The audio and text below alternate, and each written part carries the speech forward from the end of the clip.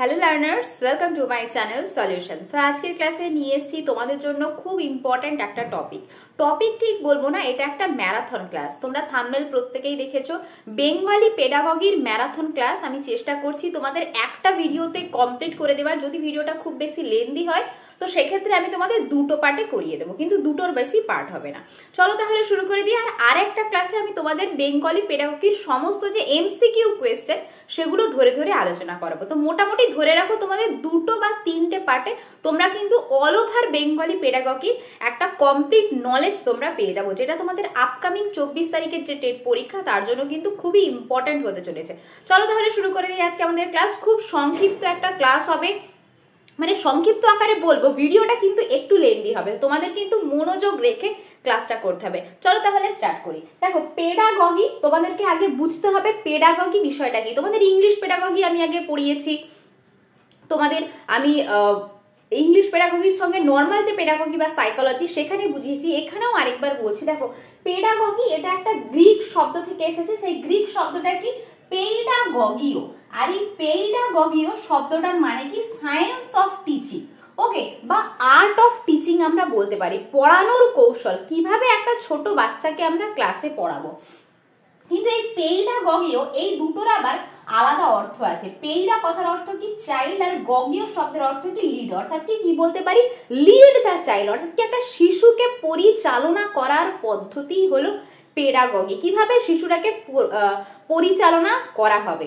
ওকে, তো পেডাগগি শব্দের মানে আশা করি তোমাদের ক্লিয়ার হয়ে গেছে। চলো এবারে আমরা প্রথম চ্যাপ্টারে চলে যাব। ইংলিশ পেডাগগি তোমাদের সিলেবাস যা, বাংলা পেডাগগিরও কিন্তু সিলেবাস তোমাদের সেম। তো দেখবে অনেক কিন্তু তোমরা মিল পাবে। যারা ইংলিশ পেডাগগি ক্লাসগুলো আমার কাছে করে নিয়েছো তারা দেখবে এখানে কিন্তু অনেক কমন পেয়ে যাবে। দেখো প্রথমেই বলি ভাষা শিখন এবং ভাষা আয়ত্তীকরণ। ভাষা শিখন যেটাকে আমরা কি বলেছিলাম ইংরেজিতে? ল্যাঙ্গুয়েজ লার্নিং, তাই তো। এবং আয়ত্তীকরণ যেটাকে আমরা কি বলি? অ্যাকুইজিশন বলি। তাহলে লার্নিং কি অ্যাকুইজিশন কি তোমরা প্রত্যেকেই জানো। চলো একটু সংক্ষিপ্ত আকারে আমরা দেখে নিই। শিখন মানে কি? যেটাকে আমরা বেসিক্যালি কি হয় আমাদের যে সেকেন্ড ল্যাঙ্গুয়েজের ক্ষেত্রে সেটা কি হয়? শিখন হয়। ওকে, এবারে দেখো এখানে কিছু ক্যারেক্টারিস্টিক তোমাদের লিখে দেওয়া আছে, যেখানে আমরা কি নিয়ম কানুন মেনে একটা ভাষা শিখি, যে ভাষার সবসময় একটা নিয়ম কানুন থাকবে। আর কি সচেতন ভাবে আমরা এখানে জ্ঞানের নির্মাণ করব। যে শিখনটা হবে বা যে ভাষার শিখনটা হবে, যখন বেসিক্যালি শিখন চলবে আমরা কিন্তু প্রত্যেকে সচেতন থাকব। আর কি না, ব্যাকরণ সহযোগে শিখন হবে। আমরা যখন শিখবো সেই শেখাটা বা ল্যাঙ্গুয়েজ শেখার ক্ষেত্রে, এটা তো বেসিক্যালি আমরা ল্যাঙ্গুয়েজের ক্ষেত্রে পড়ছি, তো আমরা ল্যাঙ্গুয়েজের রেসপেক্টেই বলছি। তো এখানে কি হবে? আমরা ব্যাকরণ বা আমাদের গ্রামার নিয়েই কিন্তু আমরা শিখবো। আর কি এখানে অনুশীলন প্রয়োজন। আমরা যখন বারবার ধরো ভুলে যাচ্ছি, আমরা চেষ্টা করছি ভুলে যাচ্ছি, প্রচেষ্টা ভুল হচ্ছে, যেটা থর্নডাইকের থিওরি অনুযায়ী, তো এখানে কিন্তু অনুশীলন থাকবে। আর কি প্রথাগত বা নিয়ন্ত্রিত হবে, কেননা এটা কি একটা ক্লাসরুমের মধ্যে একটা অর্গানাইজ ক্লাসরুম থাকবে, সেই ক্লাসরুমের মধ্যে কিন্তু টিচিংটা কমপ্লিট হবে। তবে অবশ্যই তাহলে আমরা এটাকে কি বলতে পারি? প্রথাগত বা নিয়ন্ত্রিত আমরা বলতে পারি। আর কি এখানে প্রত্যেকটা শিশু প্রত্যক্ষ অংশগ্রহণ করবে, অর্থাৎ কি তাদের অ্যাক্টিভ পার্টিসিপেশন থাকবে।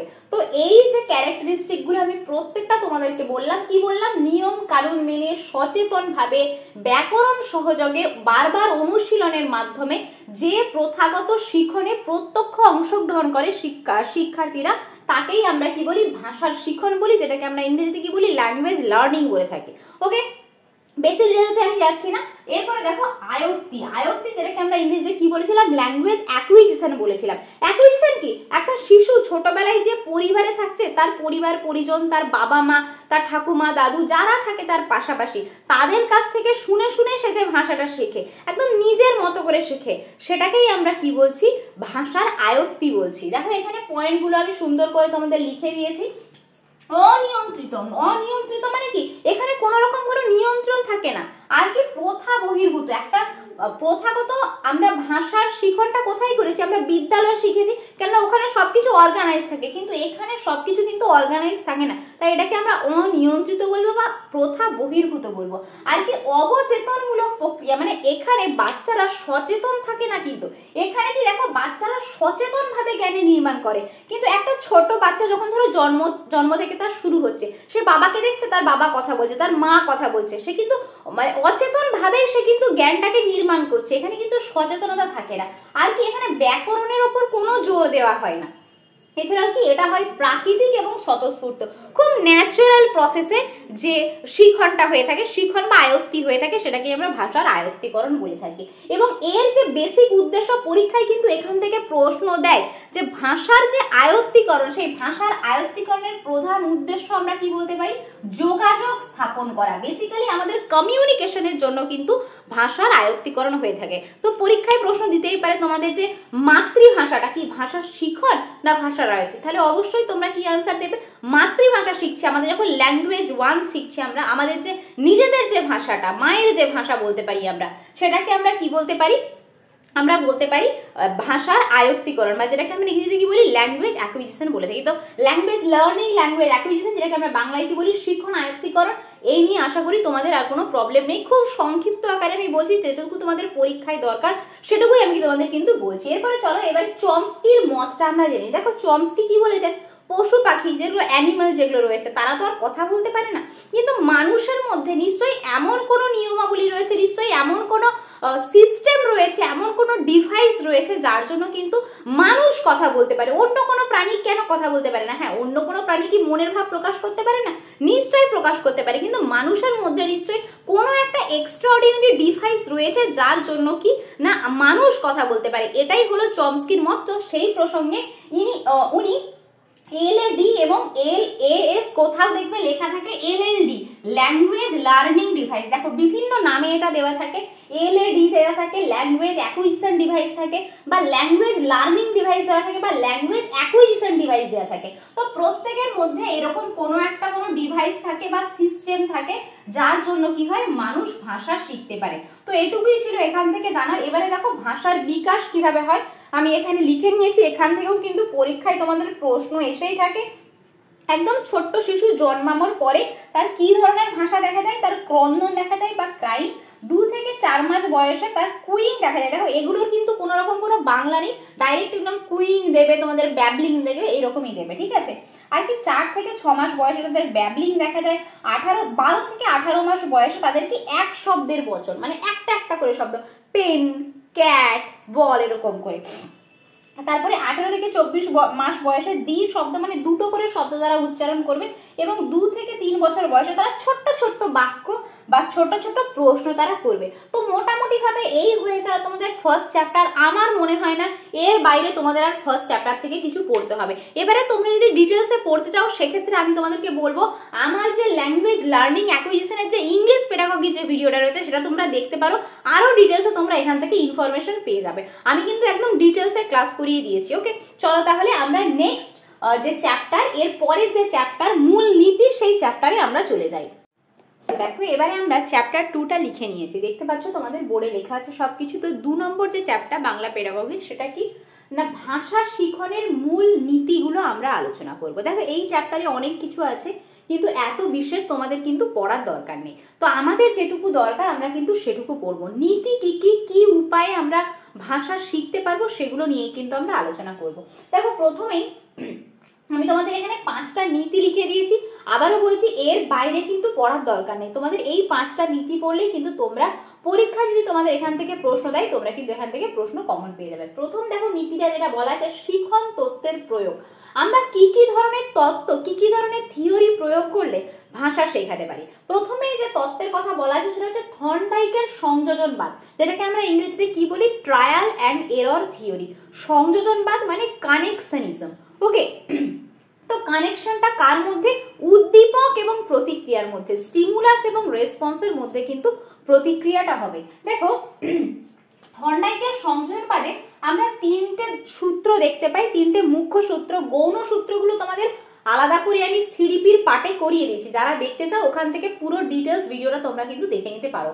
তো দেখো অনুশীলনের সূত্র, ফল লাভের সূত্র এবং প্রস্তুতির সূত্র। তো থর্নডাইকের যে ট্রায়াল অ্যান্ড এরর থিওরি, সেখানে কি বলা আছে, আমরা যত বেশি অভ্যাস করব তত বেশি কি হবে, আমাদের ভ্রান্তিগুলো দূর হবে। তো এখানে অনুশীলনে সেটাই বলা হয়েছে, আমরা যত বেশি অভ্যাস করব, যত বেশি আমরা প্র্যাকটিস করব, তত কিন্তু আমাদের অনুশীলন মানে কি, এই যে ধরো তোমরা পরীক্ষার জন্য অনুশীলন করছো, তোমরা পরীক্ষার জন্য প্র্যাকটিস করছো, প্র্যাকটিস কি আনে তোমাদের পারফেকশন আনে, সেই রকম বলছে ভাষা শিখনের নীতির ক্ষেত্রে আমরা যদি অনুশীলন তত্ত্বের প্রয়োগ করি ভাষা শিখনটা কি হবে, লং লাস্টিং হবে। এরপর কি ফল লাভ, আমরা কোনো একটা উদ্দীপক এবং প্রতিক্রিয়ার মধ্যে যে বন্ধনটা সেটা যদি সুদৃঢ় হয় তাহলে কি আমাদের যে ফলটা সেটা কি হবে, পজিটিভ হবে। এবং যদি উদ্দীপক প্রতিক্রিয়ার সঠিক বন্ধন না হয় তাহলে কি আমাদের ফলটা কি হবে, নেগেটিভ আসবে। যেমন ধরো টেট পরীক্ষা দিলে এবং টেট পরীক্ষার পর তোমরা জব পেয়ে গেলে, তার মানে কি তোমার মধ্যে আরো একটা ইচ্ছে আসবে যে এরপরে ধরো তোমাদের বিএড যাদের হয়ে গেছে তোমরা এসএসসি নিয়ে পড়াশোনা করবে, কিন্তু যারা ধরো টেটের পরেও জব পেলে না তারা কি করবে, তাদের মধ্যে একটা নেগেটিভ ইম্প্যাক্ট পড়বে, নেগেটিভ একটা ফল হবে তোমাদের। তো সেক্ষেত্রে তোমরা কি করবে, অন্য কোনো হয়তো এক্সামের জন্য ভাববে। ওকে, তো এটাই হচ্ছে ফল লাভের সূত্র। এবং প্রস্তুতির সূত্র কি, আমরা শিখতে তখনই ভালো করে পারি যখন আমরা প্রস্তুত থাকবো। এই মুহূর্তে তোমাদের হয়তো বাংলা পেডাগোগির ম্যারাথনটা তোমরা দেখতে বসেছো, কিন্তু তোমরা মেন্টালি প্রিপেয়ার নাও, এখনো তোমাদের মাথার মধ্যে হয়তো ঘুরছে যে 24 তারিখ কি আদৌ পরীক্ষা হবে। তো এই ধরনের দোটানার মধ্যে তোমরা যদি ভিডিওটা দেখো তো সেক্ষেত্রে কি হবে, মানে শিখনটা কিন্তু তোমাদের কমপ্লিট হবে না। তো সবসময় আমরা যদি মেন্টালি প্রিপেয়ার না হই, মেন্টালি প্রিপেয়ারই কিন্তু আমাদের শেখার ক্ষেত্রে একটা ধাপ এগিয়ে দেয়। তো এটাই কি বলা আছে, থর্নডাইকের সংযোজন বাদে। তো এই তিনটে কি আমাদের মুখ্য সূত্র, এই তিনটি আমাদের মুখ্য সূত্র। আমি 8টি গৌণ সূত্রের কথা অলরেডি তোমাদের একটা ভিডিওতে দিয়ে দিয়েছি, ডিটেলস ভিডিও, যারা দেখোনি সিডিপি সিরিজ থেকে বা প্লেলিস্ট থেকে কিন্তু চালিয়ে তোমরা দেখে নিতে পারো। এরপরে দেখো দ্বিতীয় যে তত্ত্বের কথা আলোচনা করবো সেটা হচ্ছে অনুবর্তন। অনুবর্তন ব্যাপারটা কি না, কোনো একটা উদ্দীপক কোনো একটা প্রতিক্রিয়া ঘটায়, কিন্তু পরবর্তীকালে অন্য কোনো উদ্দীপক আসে সেই প্রতিক্রিয়াটা ঘটাচ্ছে। কি বললাম, একটা উদ্দীপক একটা স্টিমুলাস একটা রেসপন্স ঘটায়, কিন্তু অপর কোনো উদ্দীপক এসে কি করছে, সেই রেসপন্সটাই ঘটাচ্ছে। যেমন তোমাদের হয়েছিল যে কুকুরের, প্যাভলভের যে কুকুরের থিওরিটা, প্যাভলভের কুকুর কি জানতো যে ঘন্টা ধ্বনি দিলেই খাবার দিলেই স্টিমুলাস কি ছিল, ফুড। প্রথমে স্টিমুলাস কি ছিল, ফুড ছিল, খাবার ছিল। তো খাবার দিলেই কিন্তু রেসপন্স আসে, রেসপন্স কি তার লালা ঝরতে শুরু করে। কিন্তু হঠাৎ করে এই টেকনিকটা চেঞ্জ করা হলো, খাবার আসার আগে তার কিন্তু ঘন্টা ধ্বনি বাজাতে শুরু করে দিল। তাহলে ঘন্টা ধ্বনি কিছুদিন এরকম চলতে থাকলো যে ঘন্টা ধ্বনি দিল, তারপরে খাবারটা এলো। তো অটোমেটিক ভাবে কি দেখা গেল, এই যে দ্বিতীয় যে স্টিমুলাসটা ছিল, দ্বিতীয় যে প্রতিক্রিয়াটা ছিল, সেই দ্বিতীয় যে উদ্দীপকটা ছিল সেটা কিন্তু আগের প্রতিক্রিয়া ঘটাতে সক্ষম হয়ে যায়। তাহলে অনুবর্তন ব্যাপারটা কি না, কোনো একটা উদ্দীপক কোনো একটা প্রতিক্রিয়া ঘটায়, কিন্তু অন্য কোনো উদ্দীপক এসে সেই যদি একই প্রক্রিয়া ঘটায় সেক্ষেত্রে আমরা সেটাকে অনুবর্তন বলতে পারি।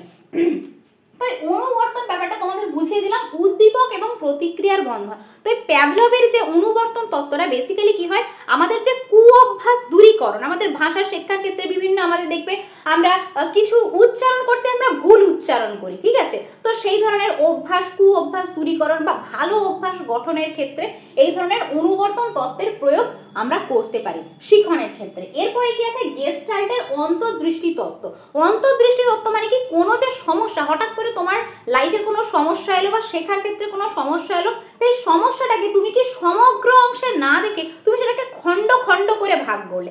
যেমনটা তোমাদের কোহলারের যে শিম্পাঞ্জির পরীক্ষায় ছিল, যে সুলতান বলে একটা বাঁদর ছিল, সে একটা কেজের মধ্যে ছিল এবং কেজের মধ্যে একদম ওপরের দিকে কিছু কলা ঝোলানো ছিল এবং এখানে শিম্পাঞ্জিটা ছিল।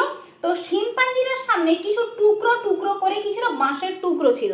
সে পরপর কি করছে, এই বাঁশের টুকরো দিয়ে কলাটা পাড়ার চেষ্টা করছে, কিন্তু কোনোভাবেই কিন্তু এই কলার যে বোঝাটা সে পারতে পারছিল না। তারপরে হঠাৎ করে সে কিন্তু জুড়তে শুরু করলো বাঁশগুলোকে এদিক ওদিক করে, দেখলো হঠাৎ করে একটা লম্বা বাঁশ হয়ে গেল। তারপরে সেই বাঁশের সাহায্যে কিন্তু সে কলাটাকে পারতে সক্ষম হয়েছিল। অর্থাৎ কি, আমাদের লাইফে সবসময় সমস্যা থাকবেই, সমস্যা আমাদের লাইফে আসবে, কিন্তু আমাদেরকে কি করতে হবে, সেই সমস্যাগুলোকে ছোট্ট ছোট্ট পার্টে ভাগ করে সেই সমস্যাটাকে আমরা কিন্তু সলিউশন করবো। অর্থাৎ কি, খণ্ড থেকে সমগ্রে যাব, সমগ্র থেকে কিন্তু খণ্ডতে নয়। এটা কি বলা হয়েছে গেস্টাল্টের অন্তর্দৃষ্টি তত্ত্বে। আরো একটা থিওরির কথা বলা হয়েছে শিখনের ক্ষেত্রে, সেটা হচ্ছে কার্ট লিউইনের ফিল্ড থিওরি। ফিল্ড থিওরিতে কি বলা হয়েছে, আমাদের যে শক্তি, শিখনের যে শক্তিকে আমরা দুভাগে ভাগ করতে পারি, একটা সদর্থক শক্তি একটা নঙর্থক শক্তি।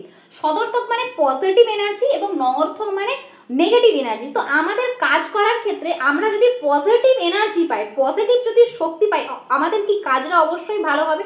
ধরো এই মুহূর্তে তোমরা আমার ভিডিও দেখছো, আমি তোমাদেরকে সবসময় মোটিভেট করছি, আমার স্টুডেন্টদেরকে আমি সবসময় মোটিভেট করি, তোমাদের কোনো না কোনো সময় টেট পরীক্ষা হবে এবং তোমাদের কিন্তু রেজাল্ট বেরোবে, তোমরা কিন্তু পড়তে থাকো, ছেড়ে দিও না যে আজকে পড়লাম কালকে পড়বো না। তোমরা লেগে থাকলে, একটা জিনিস সবসময় মাথার মধ্যে রাখবে, লেগে থাকলে কিন্তু তুমি রেজাল্ট এখন না হলেও 5 বছর পরে হলেও তুমি রেজাল্ট পাবে। ওকে, তো সবসময় যদি এরকম পজিটিভ এনার্জি, মোটিভেশনাল, তোমরা যার কাছে যাচ্ছ বা নিজে থেকেই খুব মোটিভেট হচ্ছ, তার মানে তুমি কাজের জন্য এনার্জি পাবে। কিন্তু সবসময় তুমি মাথার মধ্যে এটা শুনছো, আগের নিয়োগটাই তো এখনো হয়নি, পরের টেট পরীক্ষা আবার হয়ে যাচ্ছে, কিভাবে হবে, বা এই ধরনের টাকা দিয়ে সবাই চাকরি পেয়ে যাচ্ছে, এই জিনিসগুলো, এইসব নমর্থক জিনিসগুলো তোমার মাথার মধ্যে ঘুরঘুর করছে। তার মানে কি তুমি কাজের জন্য পজিটিভ কোনো রকম এনার্জি পাচ্ছ না, তুমি নেগেটিভ এনার্জি পাচ্ছ। তো এটাই বলা হয়েছে কার্ট লিউইনের ফিল্ড থিওরিতে। তো আশা করি তোমাদের শিখন যে তত্ত্বগুলো আমি তোমাদের ছোট্ট ছোট্ট করে বুঝিয়েছি। দেখো এই থিওরিগুলো বললে তো এক একটা ক্লাসে, মানে এক একটা ভিডিওতে এক একটা ক্লাস হবে, কিন্তু যেহেতু এটা তোমাদের ম্যারাথন ক্লাস, আমি তাই যতটা সম্ভব তোমাদের সংক্ষিপ্ত আকারে বলা যায় আমি বলার চেষ্টা করছি।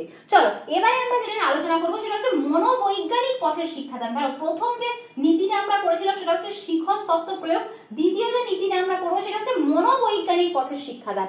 মনোবৈজ্ঞানিক মানে কি, আমাদের সাইকোলজিক্যাল মেথডে পড়াবো। কি ধরনের, প্রথমে আমরা যখনই কোনো জিনিস শেখাই, কোনো আমরা বিষয় শেখাই না কেন, কোনো টপিক আমরা শেখাই না কেন, সবসময় কি হবে, সহজ থেকে জটিল হবে, সিম্পল থেকে কমপ্লেক্স হবে, আর কি জানা থেকে অজানায় যাব।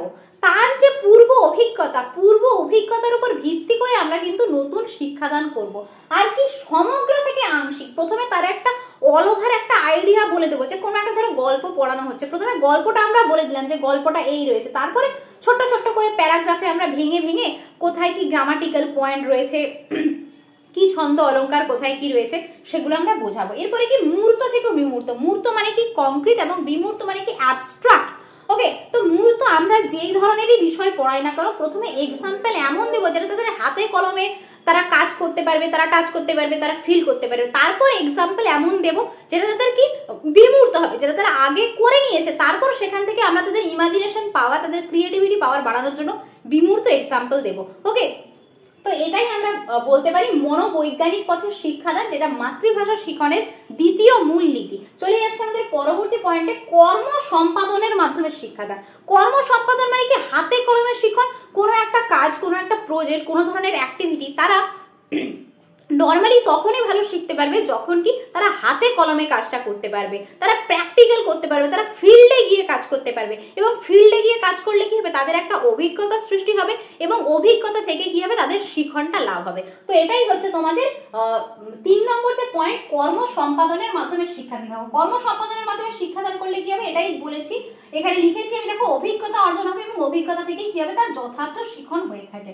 এরপরে কি দৃশ্য শ্রাব্য উপকরণ। দেখো আমি তোমাদের টিএলএম এই চ্যাপ্টারটা পড়িয়েছি, এখানেও তোমাদের মেটেরিয়াল টিএলএম রয়েছে, সেখানে আমি আরো ডিটেলসে বলবো, শুধু এখানে বলে দিচ্ছি টিএলএম মোটামুটি ভাবে আমরা 3 ভাগে ভাগ করতে পারি।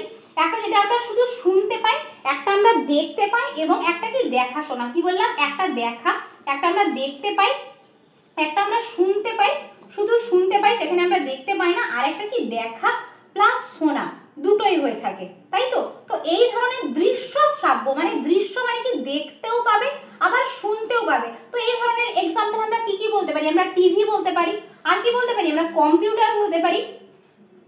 তো এই ধরনের এক্সাম্পল গুলো সবসময় যদি আমরা ভাষা শিক্ষার ক্ষেত্রে, ধরো কোনো একটা ল্যাঙ্গুয়েজ ক্লাস চলছে, কোনো একটা হয়তো আঞ্চলিক ভাষা তাদেরকে শেখানো হবে, তো সেক্ষেত্রে আমরা সেখানকার মানুষের কালচার কিরকম সেটা তো আমরা ভিডিওর মাধ্যমে গ্রাফিক্যাল রিপ্রেজেন্টেশন যেমন হচ্ছে আমরা দেখতে পাচ্ছি একটা, তার সঙ্গে কি আমরা শুনতেও পাচ্ছি যে তারা কি ধরনের ল্যাঙ্গুয়েজটা প্রোনাউন্সিয়েশন করছে। ওকে, তো আমরা এই ধরনের উপকরণ ব্যবহার করতে পারি। আর কি পদ্ধতি ভিত্তিক হবে, পদ্ধতি মানে কি, ধরো আমরা যখন গ্রামার শেখাবো, গ্রামারে আমরা কি পদ্ধতি ব্যবহার করি, আমরা ইনডাকটিভ মেথড, আমরা আরোহী পদ্ধতি ব্যবহার করি। তো বিভিন্ন বিষয়ের জন্য, এখানে তো বিষয় বলবো না, এখানে ভাষা শিক্ষার ক্ষেত্রে বলবো। তো ভাষা শিক্ষার যে জায়গায় যে পদ্ধতি, কোথাও ধরো ডিসকভারি মেথড ইউজ করছি, কোথাও আবার আমরা ডিসকাশন মেথড ইউজ করছি, কোথাও ইলাস্ট্রেশন মেথড ইউজ করছি ব্যাখ্যামূলক, বা কোথাও এক্সপ্লেনেশন মেথড, কোথাও হয়তো উদাহরণের সাহায্যে, কোথাও আলোচনার মাধ্যমে শিখন, কোথাও আবিষ্কারের মাধ্যমে শিখন, কোথাও আরোহী পদ্ধতি, কোথাও অবরোহী পদ্ধতি। তো বিভিন্ন মেথড তোমাদের রয়েছে।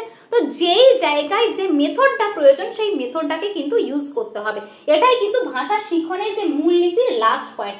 আমার মনে হয় এগুলো করে নিলে তোমাদের কিন্তু আর কোনো রকম কোনো নীতি পড়ার দরকার নেই, তোমাদের পরীক্ষায় তোমরা এখান থেকে যদি প্রশ্ন দেয় আমার গ্যারেন্টি তোমরা এখান থেকে কিন্তু প্রশ্ন কমন পেয়ে যাবে। এরপর তোমাদের আরেকটা ক্লাস আমি তো করাবো বললাম, যেখানে তোমাদের এমসিকিউ ম্যারাথন আমি কিন্তু আলোচনা করাবো।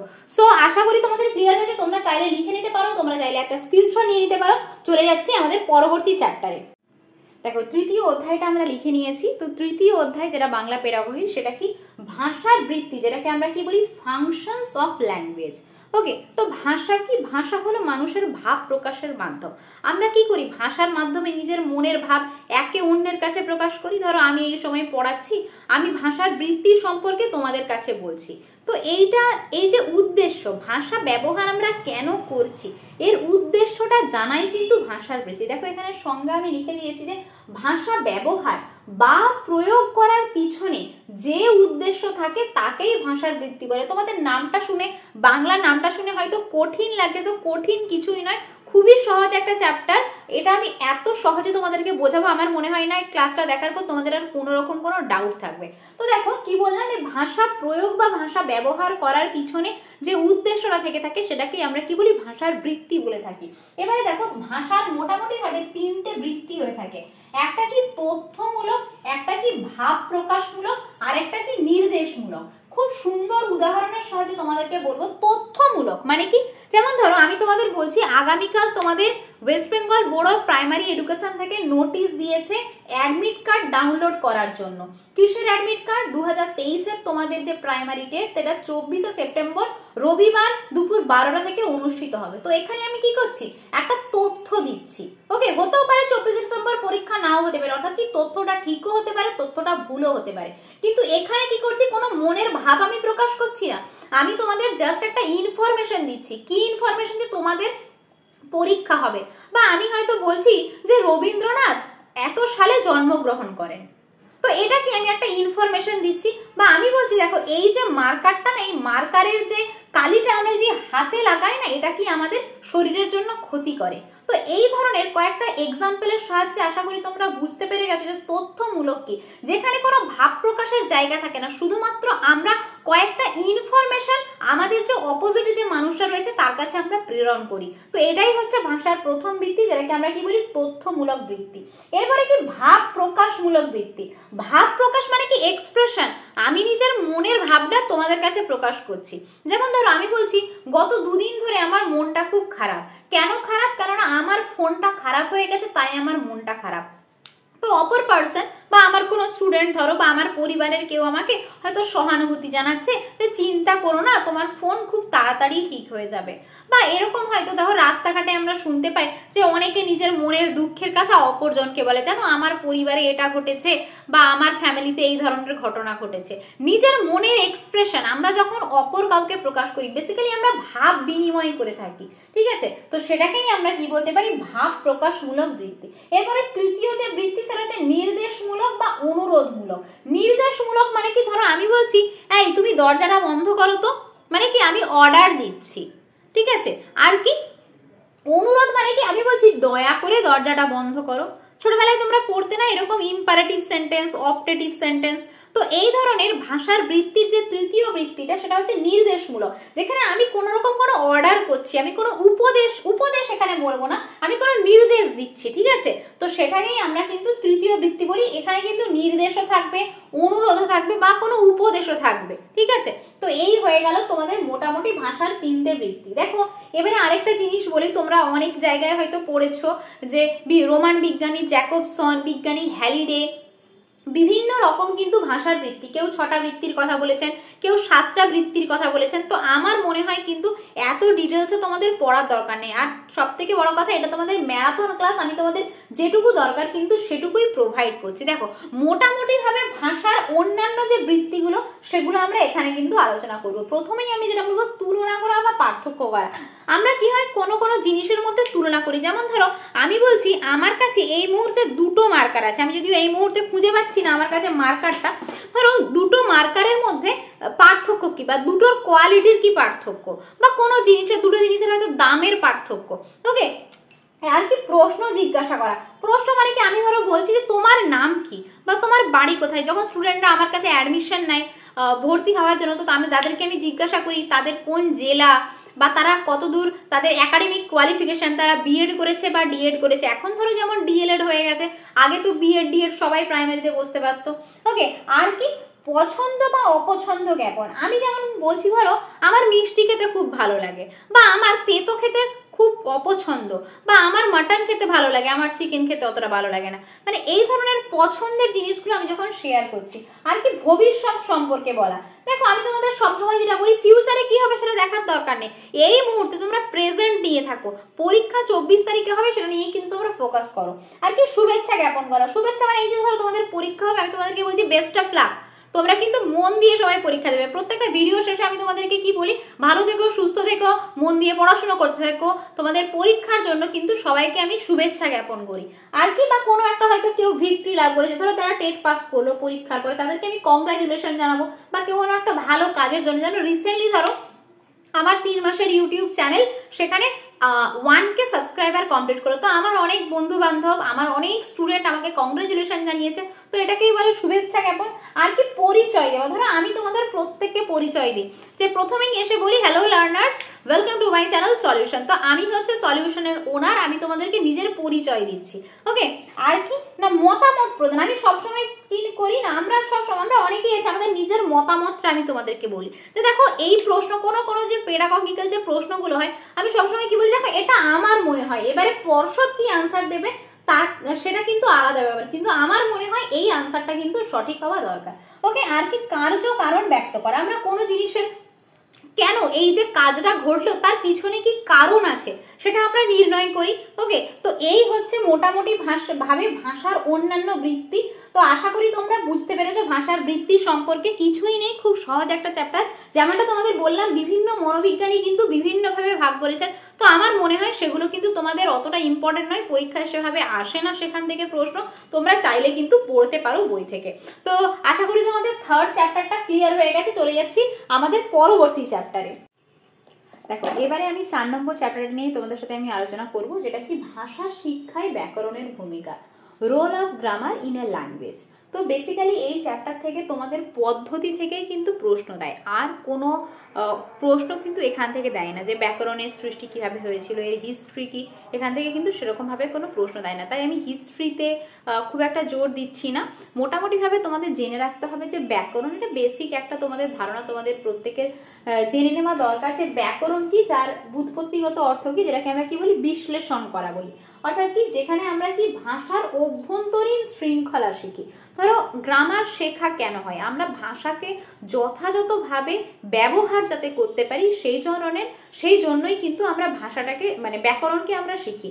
ধরো ইংলিশ ল্যাঙ্গুয়েজের ক্ষেত্রে যদি আমরা ফরম্যাটটা সাজাই, কি হবে সাবজেক্ট ভার্ব অবজেক্ট থাকে, কিন্তু সেক্ষেত্রে বাংলা ল্যাঙ্গুয়েজের ক্ষেত্রে কি হয় ফরম্যাটটা চেঞ্জ হয়। বাংলা ল্যাঙ্গুয়েজের ক্ষেত্রে কি হয় আমরা কর্তা কর্ম ক্রিয়া ব্যবহার করি, অর্থাৎ কি অবজেক্টটা আগে চলে আসে।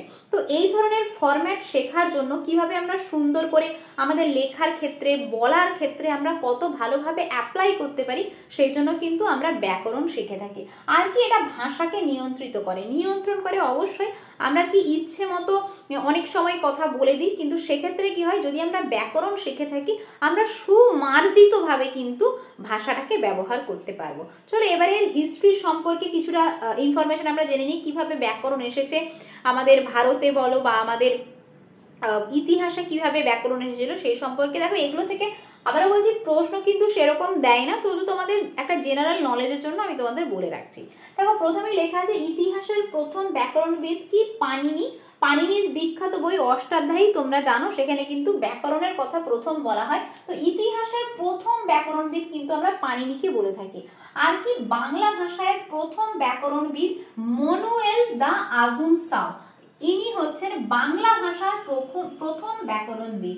এবং নাথানিয়েল হেলহেড হুগলি থেকে এই গ্রামার অফ বেঙ্গল ল্যাঙ্গুয়েজ বা বেঙ্গলি ল্যাঙ্গুয়েজ কিন্তু প্রকাশ করেন। তো এগুলো তোমাদের বেসিক একটা ধারণা ব্যাকরণের ক্ষেত্রে, ব্যাকরণ শেখার ক্ষেত্রে। তো বারবার তোমাদেরকে যেটা বলছি প্রশ্ন কিন্তু যেটা দেয় সেটা হচ্ছে ব্যাকরণ শেখার যে পদ্ধতি, সেগুলো থেকে কিন্তু তোমাদের পরীক্ষায় বেসিক্যালি প্রশ্ন এসে থাকে। চলো তাহলে সেগুলো আমরা একে একে আলোচনা করে নিই। তো প্রথমেই যেটা বলবো সিদ্ধান্ত বা সূত্র পদ্ধতি। তো সিদ্ধান্ত বা সূত্র পদ্ধতি বলতে কি কি হয় না, প্রথমেই এখানে কি হয়, কিছু সূত্র মুখস্থ করিয়ে দেওয়া হয়। যেমন ধরো আমরা বলছি যে আমরা ক্রিয়ার কাল পড়াচ্ছি, তো ক্রিয়ার কালে কিভাবে ক্রিয়ার কালের সাধারণ বর্তমান, সাধারণ অতীত বা পুরাগঠিত বর্তমান, অতীত, এই জিনিসগুলোকে কি শিখিয়ে দেওয়া হচ্ছে। যেমন আমরা বলছি করিয়াছি, করিয়াছ থাকলে কি হয়, বা করেছি থাকলে কি হয়, এই ধরনের ওয়ার্ডগুলো তাদেরকে শিখিয়ে দেওয়া হচ্ছে। এই ধরনের সেন্টেন্সের ক্ষেত্রে বা ক্রিয়ার কালের ক্ষেত্রে এটা হয়। তারপর সেখান থেকে তাদেরকে এক্সাম্পলে নিয়ে যাওয়া হচ্ছে। বেসিক্যালি কি হয়, এটা অবরোহী পদ্ধতির মতোই কিন্তু একটা পদ্ধতি, যেখানে কি হয় প্রথমে সিদ্ধান্ত বলে দেওয়া হয় বা প্রথমে সূত্র বলে দেওয়া হয়, তারপরে সেখান থেকে তাদের এক্সাম্পলে যাওয়া হয়, তারপর সেখান থেকে তারা কিন্তু প্র্যাকটিস করতে থাকে। তো অবশ্যই আমরা বলতে পারি এটা কিন্তু বিজ্ঞানসম্মত পদ্ধতি নয়, কেননা এখন ব্যাকরণ শিক্ষাদানের ক্ষেত্রে যেটা সর্বোৎকৃষ্ট পদ্ধতি আমরা কি বলতে পারি, সেটা হচ্ছে আরোহী পদ্ধতি, যেখানে কি উদাহরণ থেকে সূত্রের দিকে আমরা যেতে পারি। গত ক্লাস তোমাদের আমি আরোহী পদ্ধতি অবরোহী পদ্ধতির একটা ভিডিও দিয়েছি, যেটা দেখবে তোমাদের একটা প্লেলিস্ট আছে, 10 মিনিট শর্টসের একটা প্লেলিস্ট আছে, ওখান থেকে তোমরা আরোহী পদ্ধতি অবরোহী পদ্ধতির 10-11 মিনিটের একটা ভিডিও দিয়েছি, তোমরা কিন্তু সেখান থেকে ডিটেলসে দেখে নেবে, ওখানে অনেক ইনফরমেশন দিয়েছি। তো এখানে এত লেন্দি করবো না, জাস্ট তোমাদের যেটুকু দরকার পরীক্ষার জন্য বারবার বলছি সেটুকুই আমি তোমাদের পড়াবো। আর কি ভাষা পদ্ধতি, ভাষা পদ্ধতি মানে বেসিক্যালি কি ব্যাপারটা, ধরো কোনো একটা ল্যাঙ্গুয়েজের ক্লাসে, ভাষার ক্লাসে ধরো কোনো একটা কবিতা পড়ানো হচ্ছে বা কোনো একটা গল্প পড়ানো হচ্ছে, ধরো গল্প পড়াতে পড়াতে হয়তো নাউনের কিছু বিশেষ্য পদের কিছু ব্যবহার আছে বা সর্বনামের কিছু ব্যবহার আছে। তো সেক্ষেত্রে একজন শিক্ষক কি করবেন, একটা সেন্টেন্স পড়ানোর পর বা দুটো সেন্টেন্স পড়ানোর পর বা একটা প্যারাগ্রাফ পড়ানোর পর তিনি বলবেন কি, দেখো এখানে নাউন বা বিশেষ্য পদ কোনগুলো তোমরা খুঁজে বার করো, বা ক্রিয়ার কাল, কোন কালে সেই সেন্টেন্সটা লেখা হয়েছে বা সেই গল্পটা লেখা হয়েছে, বা কবিতার ক্ষেত্রে হয়তো কমা, পূর্ণচ্ছেদ বা তার সঙ্গে ধরো ছন্দ, অলংকার, এগুলো তিনি হয়তো শিখিয়ে দিচ্ছেন। তো ভাষা এখানে ব্যাকরণটা কিভাবে শিখছি না, ভাষা শিখতে শিখতে গল্প কবিতার রেসপেক্ট থেকে আমরা কিন্তু সাহিত্য যখন পড়ছি, সাহিত্য থেকে আমরা ব্যাকরণটা শিখছি। তো এটাকেই আমরা কি বলে থাকি, ভাষা পদ্ধতি বলে থাকি। তো এরপরে যে তৃতীয় পদ্ধতিটা আমরা করবো সেটা হচ্ছে ব্যাকরণ পাঠ্যপুস্তক পদ্ধতি। ব্যাকরণ পাঠ্যপুস্তক মানে কি, এখানে কি হয় বেসিক্যালি, এখন দেখবে তোমাদের আগেও ছিল, তো ব্যাকরণের বই ছিল আলাদা করে, আমরা ব্যাকরণ বই পড়তাম। তো ব্যাকরণ বইটাও কিন্তু আমরা বলতে পারি না এটা বিজ্ঞানসম্মত পদ্ধতি। তো এখানে কিন্তু ব্যাকরণের রুলস থাকে বা উদাহরণ থাকে, উদাহরণ থেকে সূত্র থাকে। এখন যেমন বইগুলো দেখবে কি হয় না, আরোহী পদ্ধতিতে সমস্ত কিছু নির্মাণ করা হয়েছে। অর্থাৎ প্রথমে ধরো সন্ধির চ্যাপ্টারটা ধরো, সন্ধিতে কয়েকটা প্রথমে এক্সাম্পল দিয়ে নেওয়া হয়েছে যে অ প্লাস অ যুক্ত করলে আ হয়, আ প্লাস আ যুক্ত করলে আ হয়। তো এরকম ভাবে কিন্তু আগে তোমাদের উদাহরণে ভেঙে দিয়েছে, তারপরে তোমাদের সূত্র দেখাচ্ছে। কিন্তু এটাও আমরা বিজ্ঞানসম্মত পদ্ধতি নয়। কেন বলছি, উদাহরণ থেকে সূত্রে গেলেও কিন্তু কি হয়, স্টুডেন্টরা যেহেতু বইয়ের রুলস গুলো লেখা থাকে, তারা সময় বাঁচানোর জন্য পরীক্ষার সময় কি করে, রুলস গুলো শুধু পড়ে পড়ে চলে যায়। তো সেক্ষেত্রে কি হয়, এটা তাদের নেগেটিভ একটা ইম্প্যাক্ট পড়তে পারে, বা টিচাররাও সিলেবাস শেষ করার জন্য কি হয়, মাঝে মাঝে বলে যায় যে রুলস গুলো তোমরা পড়ে নেবে তাহলেই হয়ে যাবে। তো তাই বলতে পারি এটা কিন্তু বিজ্ঞানসম্মত পদ্ধতি নয়। এরপরে আসছি বিশ্লেষণ পদ্ধতি। বিশ্লেষণ মানে কি, যেখানে সমস্ত কিছু সংক্ষিপ্ত বা ছোট্ট ছোট্ট আকারে কিন্তু ব্রেক করা হয়, বিশ্লেষণ করা হয়। কোনো একটা টপিক হয়তো সন্ধি বলো বা সমাস বলো, যে কোনো টপিক যখন পড়ানো হয় সেক্ষেত্রে সেটাকে একদম টুকরো টুকরো করে পার্টে ব্রেক করা হয়। তো এটা একটা পদ্ধতি। আর সব থেকে ইম্পর্টেন্ট যেটা থেকে তোমাদের পরীক্ষায় প্রচুর প্রশ্ন দেয়, বিগত বছরের টেট বলো সিটেট বলো, এখান থেকে প্রশ্ন আসেনি এরকমটা কিন্তু নয়। আরোহী পদ্ধতি যেটাকে আমরা কি বলি, ইন্ডাকটিভ মেথড বলি, আর অবরোহী পদ্ধতি যেটাকে আমরা ডিডাকটিভ মেথড বলি। আমরা কি বলতে পারি, এক্সাম্পল থেকে যখন আমরা রুলে যাই, ওকে, প্রথমে আমরা কি কয়েকটা উদাহরণ দিয়ে দিলাম, সেটাকে আমরা কি বলছি, উদাহরণ থেকে যখন আমরা সূত্রের দিকে যাই সেটাকে আমরা কি বলছি, আরোহী পদ্ধতি বলছি। আর অবরোহী পদ্ধতি মানে কি, এর সম্পূর্ণ উল্টো একটা পদ্ধতি। প্রথমে আমরা রুল বলে দিচ্ছি, তারপর সেখান থেকে আমরা এক্সাম্পলে যাচ্ছি। তো এই হচ্ছে তোমাদের মোটামুটি ভাবে ব্যাকরণ শিক্ষার পদ্ধতি। আমার মনে হয় না এই চ্যাপ্টার থেকে তোমাদের আর বিশেষ কিছু পড়ার দরকার আছে। এটা পড়লেই কিন্তু তোমরা পরীক্ষার জন্য প্রিপেয়ার হয়ে যাবে। আর যেহেতু এটা ম্যারাথন ক্লাস, সেহেতু আমি তোমাদের এখানে খুব বেশি ডিটেলসে পড়াবো না, যেটুকু পরীক্ষার জন্য দরকার সেটুকু কিন্তু আমি আলোচনা করব। চলে যাচ্ছি আমাদের নেক্সট টপিকে। দেখো নেক্সট চ্যাপ্টার আমি নিয়ে নিয়েছি। নেক্সট চ্যাপ্টারটা কি, বৈচিত্র্যপূর্ণ শ্রেণীকক্ষে ভাষা শিক্ষণ। বৈচিত্র্যপূর্ণ শ্রেণীকক্ষ মানে কি, ডাইভার্সিটি ক্লাসরুম। ডাইভার্সিটি ক্লাসরুমে কিভাবে ভাষা শেখানো হবে বা এখানে কি ধরনের সমস্যা সৃষ্টি হয় বা শিক্ষকের কি কর্তব্য থাকে, সেটা নিয়ে বেসিক্যালি এখানে আলোচনা রয়েছে। এখান থেকেও কিন্তু তোমাদের পরীক্ষায় প্রশ্ন আসে। 1 থেকে 2 নম্বরের কিন্তু পরীক্ষায় প্রশ্ন এসে থাকে।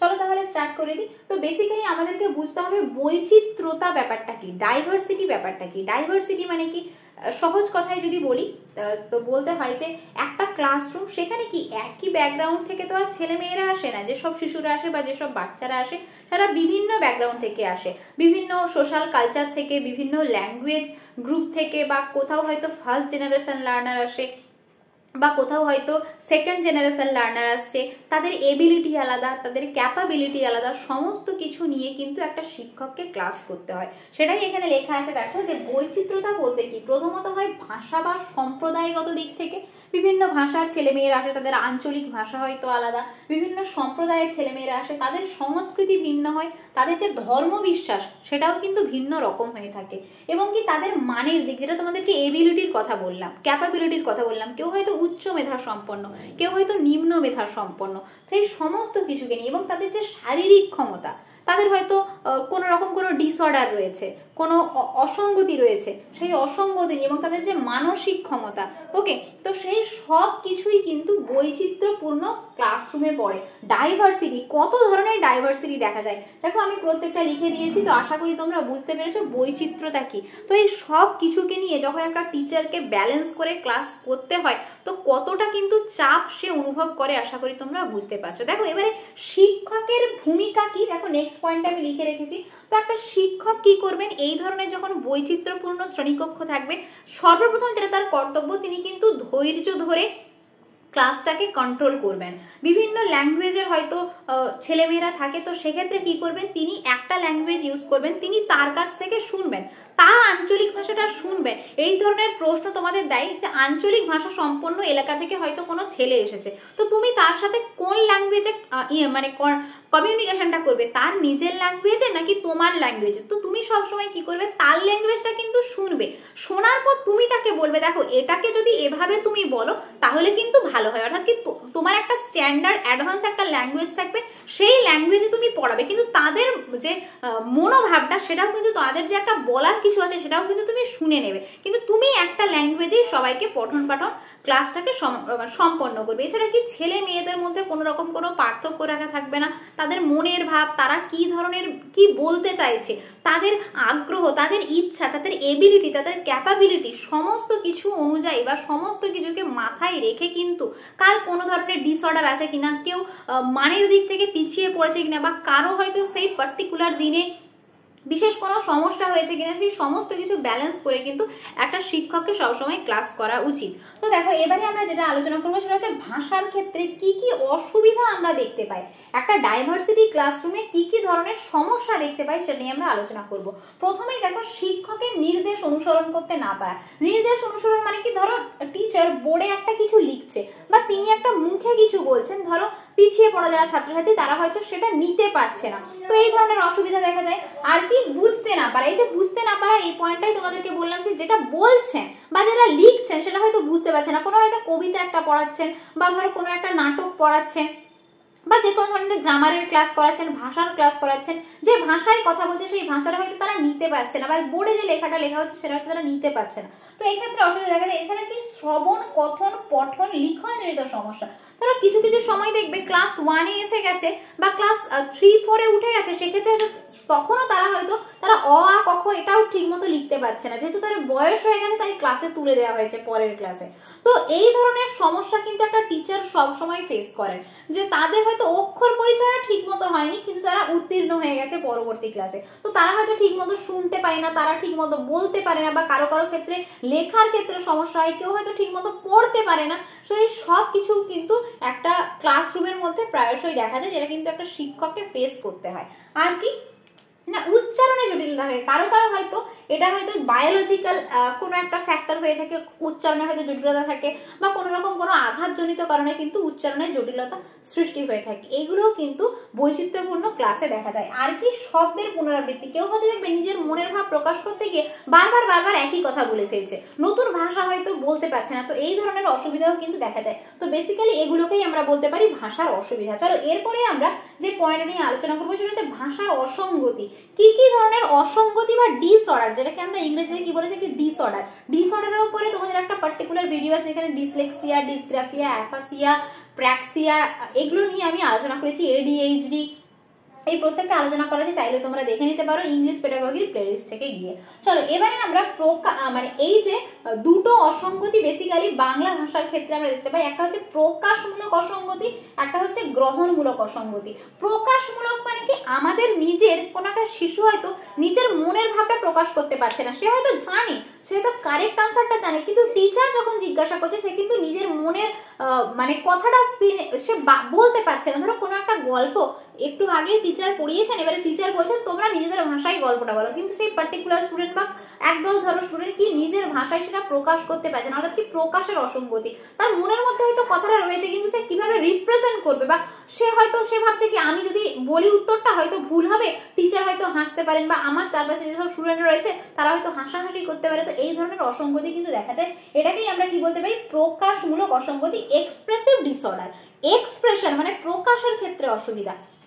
আর কি গ্রহণমূলক অসঙ্গতি, গ্রহণমূলক মানে কি, যেটা রিসিপ্টিভ, মানে ধরো এই যে আমি পড়াচ্ছি কোনো একটা ক্লাসে, একটা প্রাইমারি ক্লাসে ধরো পড়াচ্ছি, কোনো একটা বাচ্চা আমার পড়ানোটা নিতে পারছে না কোনোভাবে, হয়তো মানে আমার যে ভাষাটা বা আমার মনের ভাবটা তার কাছে পৌঁছতে পারছে না, সে আমার হয়তো কথার স্পিড খুব বেশি, বা তার হয়তো বোঝার ক্ষেত্রে কোনো সমস্যা। তো এই ধরনের সমস্যার ক্ষেত্রে কিন্তু গ্রহণ করা, তার বেসিক্যালি যে গ্রহণ আমরা কিভাবে করে থাকি বলো, এই যে প্রকাশ আমরা কিভাবে করে থাকি, প্রকাশ আমরা করে থাকি কথনের মাধ্যমে আর লিখনের মাধ্যমে প্রকাশ করে থাকি, আর গ্রহণ আমরা কার মাধ্যমে করে থাকি, আমরা শ্রবণের মাধ্যমে করে থাকি আর পঠনের মাধ্যমে করে থাকি, তাই তো।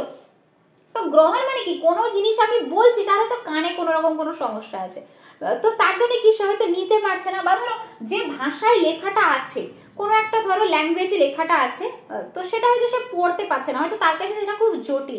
তো এই ধরনের অসঙ্গতি বেসিক্যালি কিন্তু দেখা যায়, যেটাকে আমরা কি বলি, ডিসঅর্ডার অফ ল্যাঙ্গুয়েজ বাংলা ভাষার ক্ষেত্রে। এরপরে দেখো কিছু ভুল আমরা দেখতে পাই, ভাষার ভুল বা ত্রুটি দেখতে পাই। কি কি ধরনের ত্রুটি আমরা দেখতে পাই, সেটা হচ্ছে শব্দ সংক্রান্ত ত্রুটি। একটা শিশুর বোঝার ক্ষেত্রে শব্দ সংক্রান্ত, সে হয়তো শব্দকে ছোট ছোট করে ভাঙতে পারে না, বা শব্দ উচ্চারণ, দেখো উচ্চারণও কিন্তু একটা রয়েছে, এটাও কিন্তু এর সঙ্গে চলে আসে, অনেকটা কানেক্টেড হয়ে যায়। তো বেসিক্যালি আমরা যেটা বলবো শব্দ সংক্রান্ত মানে শব্দের উচ্চারণ বা শব্দের মানে সংক্রান্ত, অর্থ সংক্রান্ত যে ত্রুটি, সেটাকেই আমরা শব্দ সংক্রান্ত ত্রুটি বলি। আর উচ্চারণ সংক্রান্ত, দেখবে অনেকে উচ্চারণ ঠিক মতো করতে পারে না, যেমন ধরো এই যে এটা উচ্চারণটা অনেকে কি বলে তালবস্য, কিন্তু তালবস্য তো নয়, এটাকে আমরা কি বলি, তালব্যস্য। ওকে, যেমন ধরো এটা আমরা বলছি ইয়ই ইয় তারপরে জ, ঠিক আছে, অনেকে কি বলে ইয়ই বর্গীয় জ, ইয়ই বর্গীয় জ, ঠিক আছে। আবার ধরো আমি বলছি যেমন এটা কি বলছি জ, ঠিক আছে, তো অনেকে কি বলে এটাকে বর্গজ বলে, বর্গের জ, কিন্তু এটা তো বর্গের জ না, এটাকে আমরা কি বলি বর্গীয় জ বলে থাকি। আবার ধরো বলছি আমি এটা ন, তো অনেকে কি বলি দন্তন্য বলি, এটা কিন্তু দন্তন্য নয়, এটাকে আমরা কি বলি দন্তীয় ন বলে থাকি। আবার ধরো এইটাকে আমরা কি বলে থাকি, এটাকে আমরা বলে থাকি অনুস্বার বলে থাকি, কিন্তু দেখবে কেউ অনুস্কার বলে, কেউ অনুসার বলে, কিন্তু অনুসারও নয় অনুস্কারও নয়, এটাকে আমরা কি বলে থাকি অনুস্বর বলে থাকি, ঠিক আছে। তো এই ধরনের উচ্চারণে কিন্তু প্রায়শই ভুল দেখা যায়। আর কি ব্যাকরণগত, ব্যাকরণের ধরো রুলস মনে রাখার ক্ষেত্রে, কোনো নিয়মাবলী মনে রাখার ক্ষেত্রে ভুল প্রায়শই দেখা যায়। স্টুডেন্টরা হয়তো ঠিক মতো, টিচার হয়তো বলেছেন ঠিক, কিন্তু সে হয়তো নিয়েছে ভুল, বা সে হয়তো নিজে নিজে কোথা থেকে পড়েছে সেটা হয়তো ভুল, তার কাছে একটা ধারণা গঠন হয়েছে, তো এই ক্ষেত্রেও কিন্তু ভুল দেখা যায়। আর যোগাযোগের ক্ষেত্রে ভুল প্রয়োগ, যোগাযোগের ক্ষেত্রে ভুল প্রয়োগ কি, আমরা কোথায় কি ভাষা, আমরা ব্যাকরণ হয়তো ঠিক মতো শিখিনি, তো কোথায় কি ধরনের ভাষা ব্যবহার করতে হয় সেটা যদি না শেখা হয়, তাহলে কি আমরা যেখানে সেখানে যে ধরনের মানে ঠিক মতো প্রয়োগ আমরা করতে পারবো না, ঠিক আছে। তো এই ধরনের ভুল কিন্তু আমরা দেখতে পাই, যেটাকে আমরা কি বলে থাকি যোগাযোগের ক্ষেত্রে ভুল প্রয়োগ।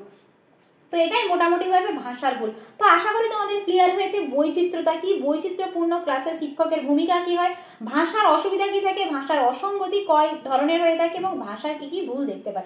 তো আমি চেষ্টা করছি যতটা শর্টে তোমাদের করানো যায় এই তোমাদের ম্যারাথন ক্লাসটা কমপ্লিট করার। তো ডিটেলস ভিডিও তোমরা তো অবশ্যই পাবে, তো কোনো না কোনো চ্যানেল থেকে বা তোমরা বই থেকেও পড়তে পারো, কিন্তু এটা যেহেতু ম্যারাথন ক্লাস সবসময় তোমাদেরকে বলছি যেটুকু পরীক্ষার জন্য দরকার আমি কিন্তু তোমাদের সেটুকুই করাচ্ছি।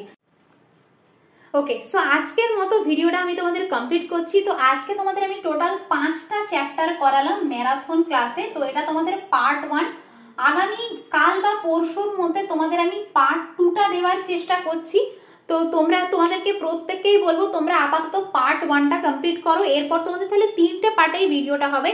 ফার্স্ট পার্টে আমি তোমাদের যেটা বলেছিলাম যে আমি কিছু চ্যাপ্টার করাবো, সেকেন্ড পার্টে তোমাদের আর যেগুলো বাকি রয়েছে রিমেডিয়াল টিচিং বা টিএলএম এই ধরনের চ্যাপ্টারগুলো যেটা তোমাদের এলএসআর, এগুলো কেন আমি তোমাদের এই পার্টে দিচ্ছি না, তোমাদের শ্রবণ কথন পঠন লিখন এটা কিন্তু তোমাদের একটু লেন্দি ক্লাস হবে, ঠিক আছে। তো এই চ্যাপ্টারগুলো যেমন কি তোমাদের ধরো 10 মিনিট বা 8 মিনিট 7 মিনিটের মধ্যে কমপ্লিট করা গেল, এলএসআরডব্লিউ মোটামুটি ভাবে 13 থেকে 14 মিনিট বা 16-17 মিনিটেরও কিন্তু বা 20 মিনিটসেরও তোমাদের ক্লাসটা হতে পারে। তাই এই ম্যারাথন ক্লাসের মধ্যে তোমাদের এটা রাখছি না।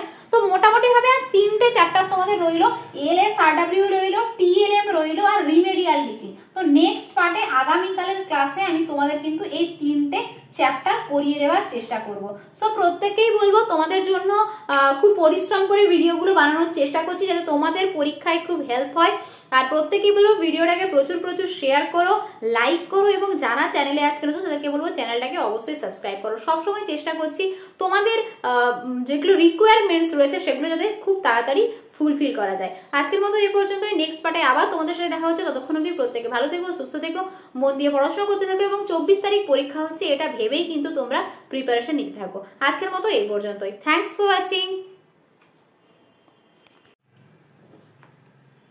Hello learners, welcome to my channel solution. So আজকের ক্লাসে তোমাদের জন্য নিয়ে এসেছি একটা ম্যারাথন ক্লাস, বাংলা পেডাগোগির ম্যারাথনের পার্ট 1টা তোমাদের আমি বেশ কিছুদিন আগে প্রোভাইড করে দিয়েছি। তো পার্ট 2টা মানে যেটা লাস্ট পার্টটা সেটা তোমাদের বাকি ছিল। তো আজকে তোমাদের সেই ম্যারাথন ক্লাসটা আমি কভার করিয়ে দেবো। চলো তাহলে শুরু করে দিই আজকে আমাদের ক্লাস। তো আজকে আমি তোমাদের চ্যাপ্টার 6 থেকে শুরু করব।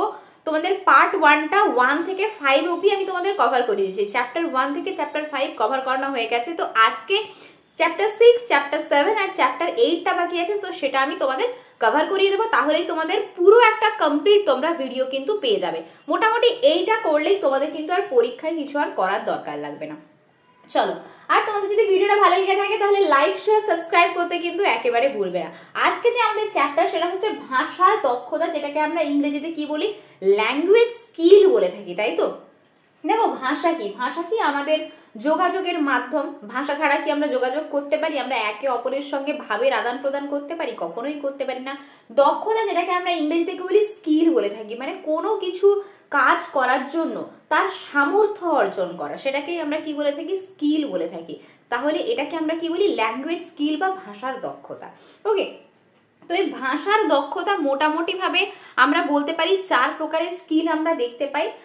সেটা হলো শ্রবণ, কথন, পঠন এবং লিখন, যেটাকে আমরা ইংরেজিতে কি বলি, লিসেনিং, স্পিকিং, রিডিং, রাইটিং। তো তোমাদের পরীক্ষায় প্রশ্ন দেয়, এর আগেও আমি তোমাদেরকে বলেছি যে এই স্কিলগুলো কিভাবে শেখানো হয়। এটা ইন্টিগ্রাল ওয়েতে শেখানো হয়, সমন্বয় ভাবে শেখানো হয়। এমনটা নয় যে প্রথম বছর শ্রবণ শেখানো হলো, তারপরের বছর কথন শেখানো হলো, তারপরের বছর পঠন শেখানো হবে, তারপরের বছর বাচ্চাকে লিখন শেখানো হবে, এরকমটা কিন্তু নয়। যেটা শেখানো হবে সমস্তটাই কিন্তু একসঙ্গে শেখানো হবে।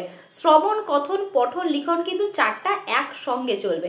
ওকে, তো মোটামুটি ভাবে আমাদের এই যে ভাষার দক্ষতা সেটাকে আমরা দুভাগে ভাগ করতে পারি।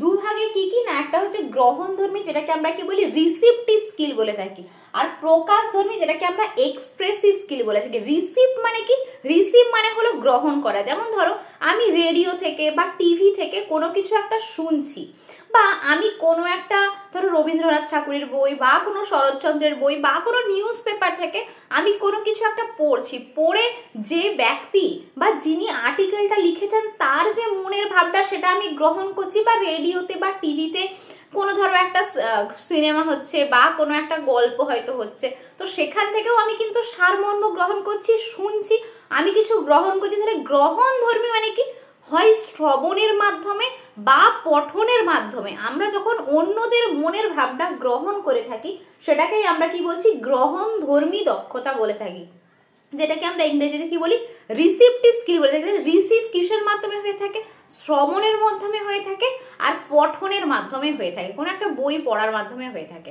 তারপরে দেখো কি আছে, প্রকাশধর্মী। প্রকাশ মানে কি, আমি আমার মনের ভাবটা প্রকাশ করছি, সেটা হতে পারে কথনের মাধ্যমে। আমি ধরো বলছি, এই মুহূর্তে আমি তোমাদেরকে বলছি, তাহলে আমার বলার মাধ্যমে কি হচ্ছে, আমি আমার মনের ভাবটা তোমাদের কাছে বা কোনো ইনফরমেশন আমি তোমাদের কাছে প্রকাশ করছি, বা আমি লিখে যদি আমি আমার মনের ভাব প্রকাশ করি, সেটাকেও আমরা কিন্তু প্রকাশধর্মী দক্ষতা বলতে পারি। প্রকাশ মানে কি এক্সপ্রেশন, আমি কোনো কিছু একটা এক্সপ্রেস করছি, ঠিক আছে, আমার অভিব্যক্তি যেটা। তাহলে দেখো প্রকাশধর্মীকে আমরা দুভাগে ভাগ করতে পারি, সেটা কি কি হতে পারে, একটা হয় কথন আর একটা হয় লিখন। বলার মাধ্যমে বা লেখার মাধ্যমে আমরা আমাদের মনের ভাবটা প্রকাশ করতে পারি। তাহলে এতটুকু অবধি আশা করি তোমাদের ক্লিয়ার হয়েছে। এরপরে চলো আমরা একে একে ভাষার যে 4টে দক্ষতা আছে সেগুলো নিয়ে আলোচনা করব। দেখো বেসিক্যালি আমি এখানে সেটুকুই আলোচনা করব, তোমাদের বারবার বলি এটা তোমাদের ম্যারাথন ক্লাস, তাই যতটুকু দরকার আমি কিন্তু ঠিক সেটুকুই আলোচনা করব, এক্সট্রা কোনো পয়েন্ট আলোচনা কিন্তু এখানে আমি করব না। তো প্রথমে দেখো শ্রবণকে প্রকৃতি অনুযায়ী আমরা দুভাগে ভাগ করতে পারি, একটা হচ্ছে একপাক্ষিক শ্রবণ, একটা হচ্ছে দ্বিপাক্ষিক শ্রবণ। একপাক্ষিক মানে কি, ধরো কোনো একটা উৎস থেকে আমি কোনো কিছু একটা শুনছি, ধরো রেডিওতে কিছু বলছে, টেলিভিশন থেকে কিছু বলছে, বা ধরো তুমি বাসে করে যাচ্ছ, বাসে যেতে যেতে তুমি কোথাও একটা হয়তো মাইক্রোফোনে কোনো সভা হচ্ছে সেটা তুমি শুনতে পাচ্ছ, সেটা তুমি শুনতে শুনতে চলে গেলে, বা হয়তো স্টেশনে যেটা তোমাদের অ্যানাউন্সমেন্ট করে, ঠিক আছে, সেই অ্যানাউন্সমেন্টটা তুমি শুনছো, তো সেখানে তোমার কোনো কিন্তু হস্তক্ষেপ করার থাকে না, তুমি জাস্ট উৎস থেকে কোনো আওয়াজ বা কোনো একটা তথ্য শব্দ কিছু তোমার কানে এসে প্রবেশ করছে, এটাকেই আমরা কিন্তু একপাক্ষিক শ্রবণ বলি। আর দ্বিপাক্ষিক শ্রবণ কি না, যেটা হচ্ছে বক্তা এবং শ্রোতা, ধরো আমি এই মুহূর্তে বক্তা আর তোমরা ধরো আমার সামনে হয়তো এখন এই মুহূর্তে ধরো যেটা তোমাদের অনলাইনে যখন আমি টিচ মিটে ক্লাস করাই বা তোমাদের গুগল মিটে যখন ক্লাস হয়, তো সেক্ষেত্রে কি হয়, আমি বক্তা তোমরা শ্রোতা, কিন্তু তোমরাও তোমাদের মনের ভাবটা প্রকাশ করতে পারো, তোমরা বলতে পারো যে ম্যাডাম এই জায়গাটা বুঝতে পারলাম না, এটা আরেকবার বলে দিন। তো সেক্ষেত্রে তোমরাও নিজেদের মনের ভাব প্রকাশ করছো এবং আমিও নিজের মনের ভাবটা তোমাদের সামনে তুলে ধরছি, অর্থাৎ কি আমাদের তথ্যের আদান প্রদান হচ্ছে, আমাদের ভাবের আদান প্রদান হচ্ছে, বক্তা এবং শ্রোতা উভয়ে প্রাধান্য পাচ্ছে। তো সেটাকেই আমরা কি বলে থাকি, দ্বিপাক্ষিক শ্রবণ বলে থাকি, যেটা বেসিক্যালি কি হয় যোগাযোগের ক্ষেত্রে হয়ে থাকে। ওকে, দেখো এরপরে আমরা শ্রবণের কৌশল সম্পর্কে জানবো। শ্রবণের কৌশলকেও আমরা কিন্তু দুটো ভাগে ভাগ করতে পারি, একটা হচ্ছে টপ ডাউন অ্যাপ্রোচ, একটা হচ্ছে bottom up approach. Top down bottom up approach তোমাদের আমি ইংলিশ পেডাগজিতে পড়িয়ে দিয়েছি, তো বাংলাতেও তোমাদের সেম জিনিস তো আছে, বাংলা পেডাগজিতেও তোমাদের যা সিলেবাস, ইংলিশ পেডাগজিতেও তোমাদের সেম সিলেবাস। ওকে, চলো তথ্য আহরণ মানে কি, ধরো কোনো একটা নিউজ পেপার থেকে বা কোনো একটা গল্প থেকে তোমরা শুধু তার জিস্টটা নিয়ে নিচ্ছ, মানে তার যে সারমর্ম সেটা তোমরা গ্রহণ করে নিচ্ছ, এটাকেই আমরা কি বলছি, মানে বেসিক্যালি একটা তথ্য আহরণ করছো, তো এটাকেই আমরা কিন্তু টপ ডাউন অ্যাপ্রোচ বলি। আর বটম আপ অ্যাপ্রোচ মানে কি, তুমি কোন একটা জিনিস পড়ছো সেটাকে তুমি শব্দে ভাঙছো, বর্ণে ভাঙছো, তারপর সেখান থেকে তুমি বাক্য গঠন করছো, বাক্য গঠন করে এরকম করে পরপর স্তরে, মানে একদম নিচ থেকে একদম গ্রাউন্ড লেভেল থেকে তুমি উপরে উঠছো, ঠিক আছে। তাহলে টপ ডাউন মানে কি, টপ তুমি উপরে ছিলে, তুমি ওপর থেকে আস্তে আস্তে নামছো। আর বটম আপ মানে কি, দেখো তোমাদের যখন পড়াশুনো শুরু করা হয় তাহলে তোমরা ভাবো প্রথমে কোন একটা গল্প হয়তো তোমাদেরকে সারমর্মটা বলে দিলাম, তাহলে সারমর্মটা বলে দেওয়ার পরে আমি তারপরে গল্পের চরিত্রগুলো বলছি, সেখানে কি কি ব্যাকরণগত টার্ম রয়েছে সেগুলো আলোচনা করছি, তাহলে এটাকে আমরা টপ ডাউন বলবো। কিন্তু বটম আপ মানে কি একদম ছোট্ট থেকে শুরু করা হচ্ছে, প্রথমে ধরো শব্দের পরে বাক্য থেকে হয়তো আমরা সেন্টেন্স লিখছি, তো এটাকে আমরা কিন্তু বটম আপ, নিচ থেকে ওপরে যাওয়া। ওকে, তো এটাকেই শ্রবণের দুটো কৌশল আশা করি তোমরা বুঝতে পেরেছো, তথ্য আহরণ এবং ধারণা গঠন। দেখো এতদূর অবধি তোমাদের কিন্তু মানে যে জেনারেল নলেজের কোয়েশ্চেন আছে। এরপর দেখো এই শ্রবণের গুরুত্ব বলো বা এর সমস্যা সমাধান বা শিক্ষকের কার্যাবলী শ্রেণীকক্ষে কি হতে পারে, এগুলো থেকে তোমাদের পেডাগজিক্যাল প্রশ্ন আসে। দেখো এগুলো তোমরা আমার মনে হয় না খুব বেশি এখানে ডিটেলসে তোমাদের পড়ানোর দরকার আছে, তবু একটু ছোট্ট করে তোমাদের বলে দিই। দেখো ক্লাসরুমে শ্রবণের গুরুত্ব তো প্রচুর, তাই না? একটা শিশু যদি ক্লাসরুমে ঠিক মতো শুনতে না পায়, তার যদি ইনপুট না হয় ঠিক মতো, সে আউটপুট দেবে কি করে? তাই একটা ক্লাসরুমে একটা শিশু ঠিক মতো শুনতে পাচ্ছে কিনা এবং শুনতে পেলেই কি হবে, সে ঠিক মতো রেসপন্স দেবে। তাই শিক্ষকের কিন্তু কর্তব্য যে ক্লাসে প্রতিটা বাচ্চা ঠিক মতো শুনতে পাচ্ছে কিনা বা কারো শ্রবণ সম্পর্কিত কোনো ত্রুটি আছে কিনা সে সম্পর্কে কিন্তু নজর রাখা।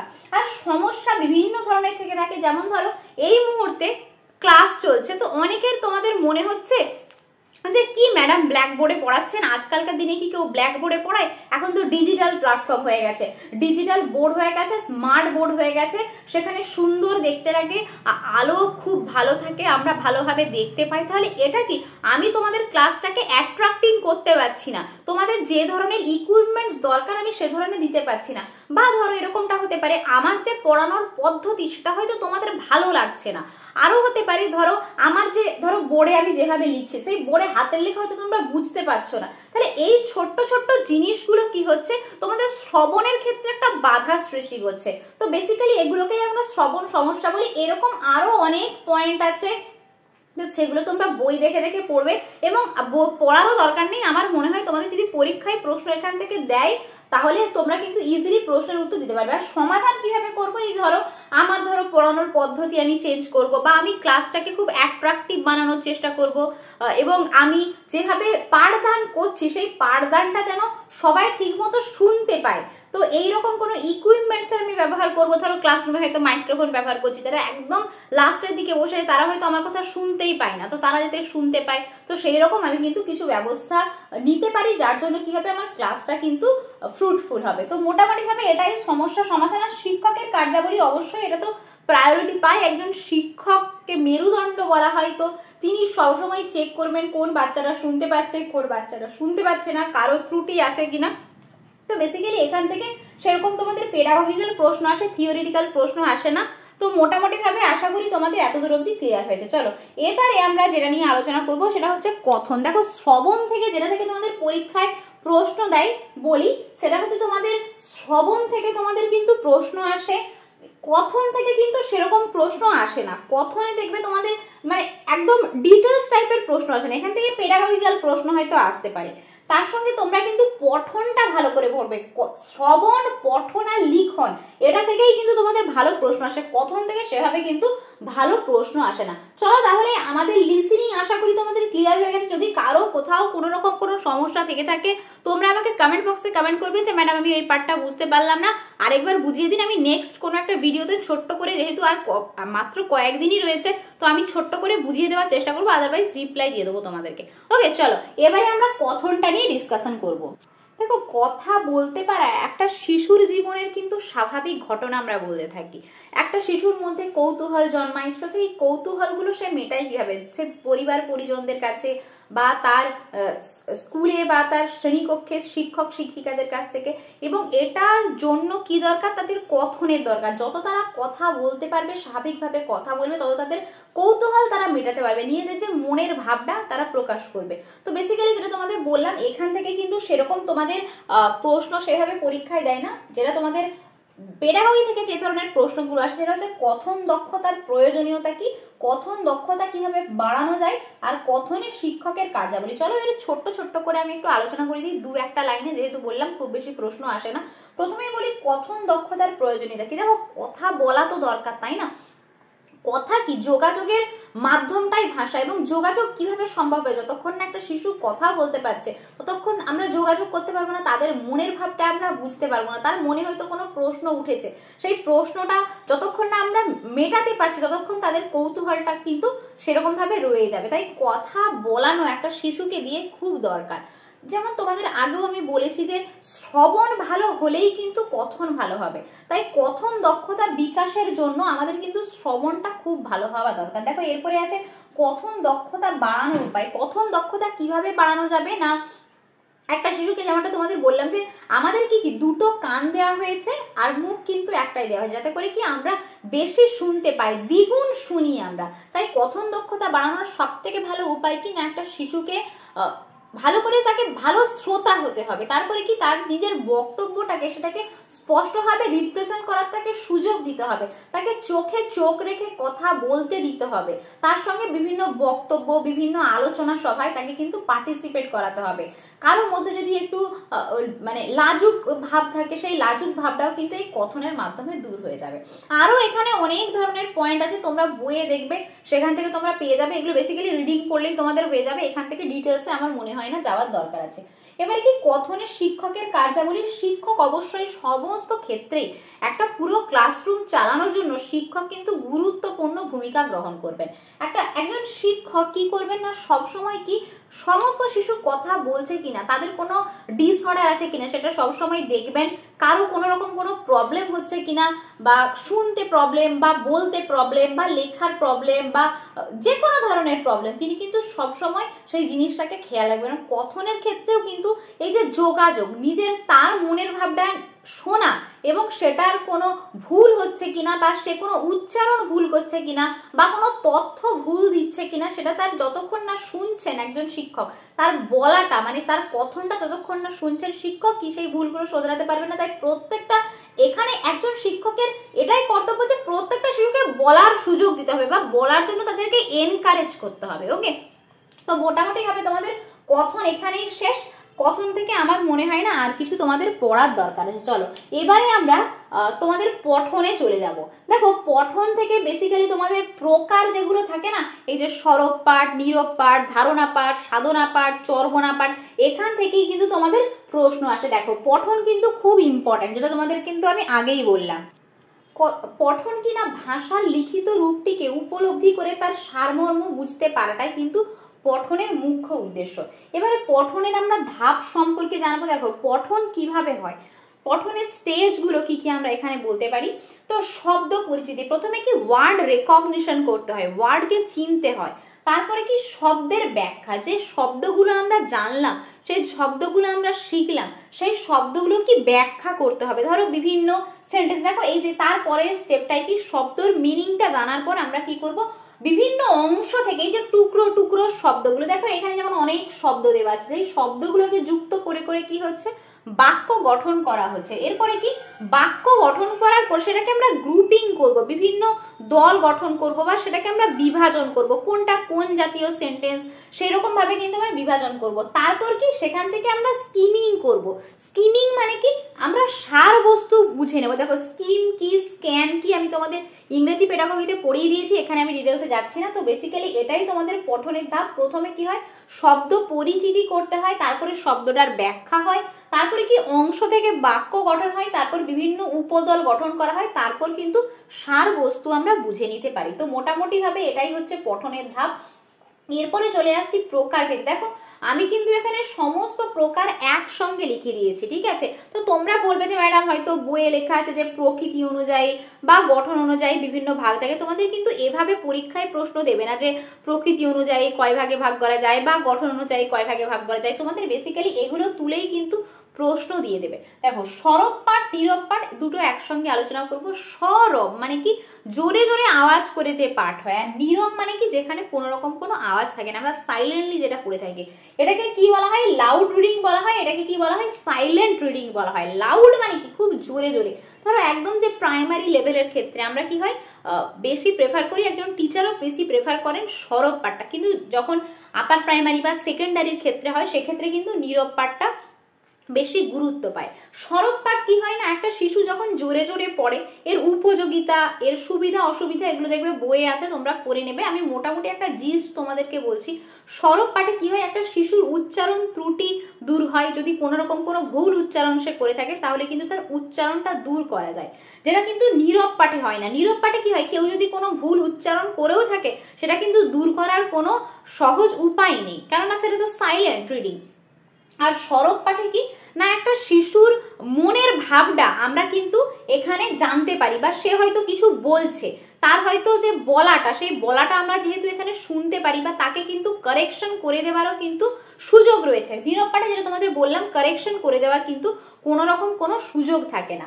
আর কি সরব পাঠ কি প্রচন্ড সময় সাপেক্ষ হয়, অনেকটা সময় লাগে পাঠ মানে শেষ করতে। নীরব পাঠ কিন্তু সেটা হয় না, এটা কিন্তু কম সময় সাপেক্ষ হয়। তো এইরকম কিছু কিছু পয়েন্ট আছে, তোমরা দেখবে সরব পাঠের কি কি উপযোগিতা থাকে, কি কি অসুবিধা থাকে, সুবিধা থাকে, নীরব পাঠের কি কি সুবিধা অসুবিধা থাকে, এগুলো তোমাদের পরীক্ষায় দিলে আমার মনে হয় তোমরা ইজিলি করতে পারবে। তাই এগুলো বলে আমি আর ক্লাসটাকে দীর্ঘায়িত করছি না, বাকিগুলো আমি তোমাদের শর্টে শর্টে বলেছি। দেখো ধারণা পাঠ, ধারণা পাঠ মানে কি কোনো কিছু একটা বিষয় থেকে একটা ধারণা পাওয়ার জন্য আমরা যে পাঠটা করি সেটাকে আমরা ধারণা পাঠ বলি।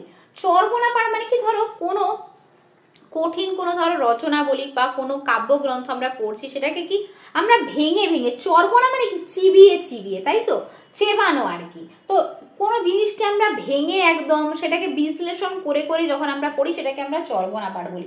সাধনা মানে কি কোনো একটা বিষয় থেকে আমরা যখন রসাস্বাদন করি, কোনো একটা কবিতা হয়তো পড়ছি বা গল্প পড়ছি, সেখান থেকে আমরা রস যখন গ্রহণ করছি সেটাকে আমরা কি বলছি, সাধনা পাঠ বলছি।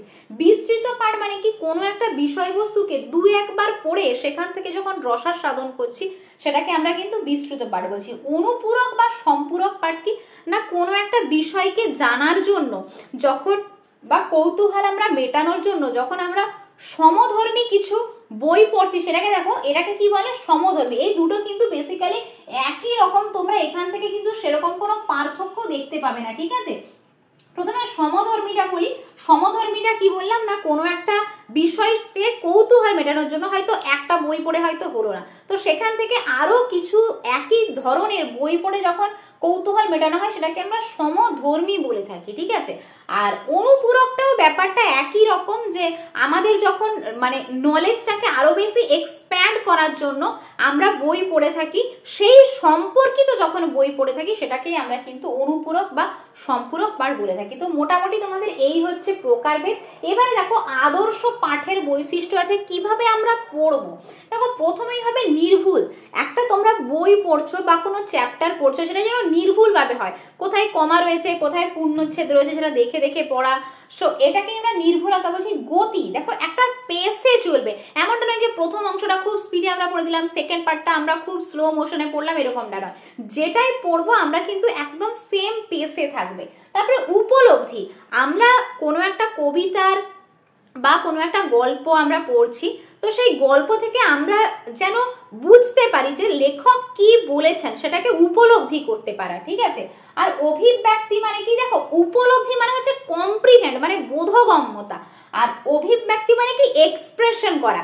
আমি ধরো কবিতাটা পড়লাম, কবিতাটা পড়ে আমি তার সারমর্ম ব্যাখ্যা করছি, যে কবিতাতে কবি কি বলতে চেয়েছেন বা তার মনের ভাবটা কি, সেটাকেই আমরা কিন্তু অভিব্যক্তি বলে থাকি, এক্সপ্রেশন। তাহলে উপলব্ধি মানে কম্প্রিহেনশন বললাম, আর অভিব্যক্তি মানে এক্সপ্রেশন। তো এটাই হচ্ছে তোমাদের আদর্শ পাঠের বৈশিষ্ট্য। তো এখানেই তোমাদের পঠন কমপ্লিট হলো। আমার মনে হয় না এর বেশি তোমাদের আর কিছু পড়ার দরকার আছে। এবারে দেখো বেসিক জিনিস যেগুলো থাকে, যে পঠনের ক্ষেত্রে সমস্যা কি হয় বা শিক্ষকের গুরুত্ব কি বা সমস্যা সমাধান, এই জিনিসগুলো থাকে, এগুলো তোমরা বইয়ে পড়বে, আমি এগুলো নিয়ে আলোচনা করছি না। চলো এবারে আমরা যেটা পড়বো সেটা হচ্ছে লিখন। লিখনও কিন্তু তোমাদের মোটামুটি ভাবে লিখনের স্টেজ থেকে তোমাদের ইংলিশ পেডাগোগিতে প্রশ্ন দেয়, বাংলা পেডাগোগিতে সেরকম ভাবে দেয় না। তো আমার মনে হয়েছে যেগুলো তোমাদের ইম্পর্টেন্ট আমি সেগুলো নিয়ে আলোচনা করছি। প্রথমে দেখো ভালো হস্তাক্ষরের বৈশিষ্ট্য। হস্তাক্ষর মানে কি হাতের লেখা, যেভাবে লেখা হবে। দেখো আমি বোর্ডে লিখেছি, আমার হাতের লেখাটা কি স্পষ্ট বোঝা যাচ্ছে। তো একজন টিচার যখন বোর্ডে লিখবেন বা কোনো স্টুডেন্ট লিখবেন, সেই লেখাটা যেন কি খুব স্পষ্ট হয়, আর কি সরলতা হয়, কোনো যেন কোনো জটিল ভাব না থাকে, এবং মানে কি এমন কোনো ওয়ার্ড হয়তো ইউজ করলো না, এমন করলো হয়তো সেটা বোধগম্য হলো না একজনের কাছে। তো একজনের উচিত সবসময় কি সে যেন সরল ভাবে লেখা হয়, কোনো সিম্পলিসিটি যেন থাকে, আর কি সমতা থাকবে। দেখো দুটো ওয়ার্ডের মধ্যে যেন সেম গ্যাপ থাকে, ঠিক আছে। আর কি ব্যবধান, আচ্ছা সরি, সমতা মানে কি, মানে হ্যান্ডরাইটিং একই রকম থাকবে। সমতা মানে ধরো আমি হয়তো কোথাও একটু বড় বড় লিখলাম, আবার কোথাও একটু ছোট ছোট লিখলাম, কোথাও এক ধরনের মানে হাতের লেখা হলো, আবার কোথাও আরেক ধরনের হাতের লেখা হলো, এরকমটা কিন্তু নয়, সমরূপ থাকবে, একই রূপে লেখা। আর ব্যবধান মানে কি স্পেস, যে দুটো ওয়ার্ডের মধ্যে যেন সেম স্পেস থাকে। আর দ্রুততা মানে কি স্পিডলি, এমন একটা স্পিড থাকবে যেটা কি একদম ইকুয়াল স্পেসে চলবে। কখন হয়তো খুব স্পিডে লিখলাম, কখন হয়তো খুব স্লো মোশনে লিখলাম, এরকমটা কিন্তু নয়, একটা স্পিড যেন মোটামুটি ভাবে বজায় থাকে। আর কি সঠিক দ্রুততা বললাম, আর কি জ্যোতি চিহ্নের প্রয়োগ, কোথায় কমা দিতে হবে কোথায় পূর্ণচ্ছেদ দিতে হবে, এটা কিন্তু সবসময় মেনটেন করতে হবে। দেখো এবারে আমরা যেটা পড়বো খুব ইম্পর্টেন্ট, তোমাদের ইংলিশ পেডাগোগিতেও আমি তোমাদের পড়িয়েছি, সেটা হচ্ছে লিখনের স্তর। তো তোমাদের কি করতে হবে, এগুলো একটু মুখস্থ করে নিতে হবে পরপর। লিখনের স্তর কি, দেখো প্রথম স্তর হলো সেটিং গোলস। সেটিং গোলস মানে কি, সরি এখানে বাংলাটা লেখা আমি বলে দিচ্ছি, উদ্দেশ্য নির্ধারণ করা, যে আমরা কি বিষয়ে লিখতে চলেছি সেটা কিন্তু মাইন্ডের মধ্যে আগে সেট করে নেওয়া। ধরো আমি এটা বোর্ডে লিখেছি, আমি তো আগে একটা গোল ছিল যে এটা একটা ম্যারাথন ক্লাস, যদি ম্যারাথন ক্লাস না হতো তাহলে আমি কি করতাম, শুধু শ্রবণ একটা ভিডিওতে পড়াতাম, কথন একটা ভিডিওতে পড়াতাম, লিখন একটা ভিডিওতে পড়াতাম, কিন্তু আমি সেটা করলাম না। আমার উদ্দেশ্য কি, যেহেতু ম্যারাথন ক্লাস একটা ক্লাসেই আমি তোমাদের পুরো ল্যাঙ্গুয়েজ স্কিলটা শেষ করব, তো এটাই হচ্ছে উদ্দেশ্য। তারপরে ধারণার উপায় মানে আমাদের আইডিয়াটাকে জেনারেট করা, যে আমরা কিভাবে লিখবো সেটা ভেবে নেওয়া, ঠিক আছে। তারপরে তথ্যের বিন্যাস আমরা ভেবে নিলাম, এরপরে কি তথ্যগুলো আমরা পরপর সাজাবো, কোথায় কিভাবে আমরা ইনফরমেশন দেবো। তারপরে কি যথাযথ ভাষা নির্বাচন, কি কি ধরনের ল্যাঙ্গুয়েজ আমি ইউজ করতে পারি, ধরো এই যে আমি লিখেছি কি কি ভাষা আমি ব্যবহার করতে পারি। তারপরে দেখো কি আছে, একটা খসড়া তৈরি করা, একটা লেখার খসড়া তৈরি করা, যে এই তো ওয়ার্ডগুলো নিয়ে নিলাম, ওয়ার্ডগুলোকে এভাবে কিভাবে আমি পয়েন্ট দিতে পারি বা কি কিভাবে সাজাতে পারি সেটা একটা খসড়া তৈরি করা। তারপরে কি সেটাকে লেখা তো হয়ে গেল, তারপরে কি আমি সেটাকে পড়লাম বা কোথাও কোনো বিষয় হয়তো কোনো লাইন হয়তো আগে যাবে বা কোথাও হয়তো কিছু এডিট করতে হবে, সেটা আমরা কিন্তু দেখে নিলাম। ওকে, অর্থাৎ কি রিডিং অ্যান্ড রিনিউইং। এরপরে কি পরিমার্জনা এবং সম্পাদনা। যদি দেখি কোনো রকম কোনো ভুল না থাকে, সবকিছু পারফেক্ট থাকে, তাহলে আমরা কি করব, সেটাকে সম্পাদনা করব, রিভাইজ করে এডিট করে আমরা কিন্তু সম্পাদনা করে দেবো। ওকে, তো এটাই হচ্ছে তোমাদের লিখনের স্তর, যেখানে মোটামুটি 7টা স্তরের কথা বলা আছে। আরেকবার বলে দিচ্ছি, উদ্দেশ্য নির্ধারণ, এটা হচ্ছে উদ্দেশ্য নির্ধারণ, সেটিং গোলস, এটা বাংলাটা লেখা হয়নি তোমাদের, আমি লিখে দিচ্ছি। সেটিং গোলস, ধারণা রূপায়ণ, উদ্দেশ্য নির্ধারণ, ধারণা রূপায়ণ, তথ্যের বিন্যাস, যথাযথ ভাষা নির্বাচন, লেখার খসড়া তৈরি, পঠন ও তার পুনর্বিচার, পরিমার্জন ও সম্পাদনা। তো এটাই হচ্ছে মোটামুটি তোমাদের লিখনের স্তর। চাইলে তোমরা এখানে একটা স্ক্রিনশট নিয়ে নিতে পারো, বা দরকার নেই, তোমাদের শুনলেই তোমাদের হয়ে যাবে। এই চ্যাপ্টারটা খুব ইজি একটা চ্যাপ্টার।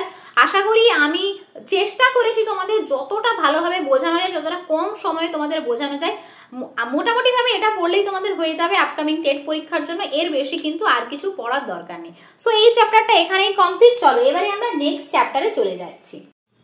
দেখো পরবর্তী চ্যাপ্টার আমাদের চ্যাপ্টার নাম্বার 7, সেটা হচ্ছে শিক্ষণ উপকরণ, যেটাকে আমরা ইংরেজিতে কি বলি, TLM বলে থাকি। এর আগে নাম ছিল LTM, লার্নিং টিচিং মেটেরিয়াল, শিক্ষণ উপকরণ, কিন্তু বর্তমানে এর নাম চেঞ্জ হয়েছে, এটাকে আমরা কি বলি, শিক্ষণ উপকরণ। দেখো শিক্ষণ উপকরণ, তো শিক্ষণ উপকরণ মানে কি, এমন কিছু উপাদান আমরা বলতে পারি যার মাধ্যমে একটা ক্লাসকে, ধরো খুব কঠিন একটা বিষয় পড়ানো হচ্ছে, সেই কঠিন বিষয়কে সহজভাবে একটা শিক্ষার্থীর সামনে উপস্থাপন করা যাবে, যাতে কি হবে, ক্লাসটা খুব রিয়েলিস্টিক হবে, তার কাছে ক্লাসটা মোনোটোনাস হবে না, তারা বোরডমে ভুগবে না, তাদের কাছে খুব ক্লাসটা আকর্ষণীয় হয়ে উঠবে।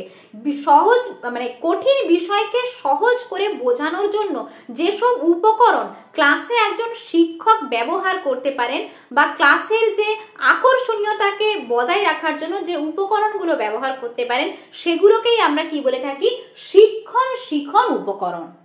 এটাকে শুধু আমরা শিক্ষণ উপকরণ বলবো না, এর কিন্তু আরো নাম থাকে, দেখবে ভ্যারাইটিস অফ নেম থাকে, তোমাদের প্রশ্নপত্রে দেখবে কিন্তু বিভিন্ন নামে দেওয়া থাকে। সেই নামগুলো কি কি আমরা জেনে নিই, যাতে তোমরা পরীক্ষায় কিন্তু ইজিলি চিনতে পারো। দেখো এখানে লেখা আছে শিক্ষণ সহায়ক সামগ্রী, শিক্ষামূলক প্রদীপন এবং শিক্ষণ সামগ্রী। তো বেসিক্যালি এই ধরনের নামগুলো দিয়ে কিন্তু এই TLMটাকে আমরা চিনতে পারি।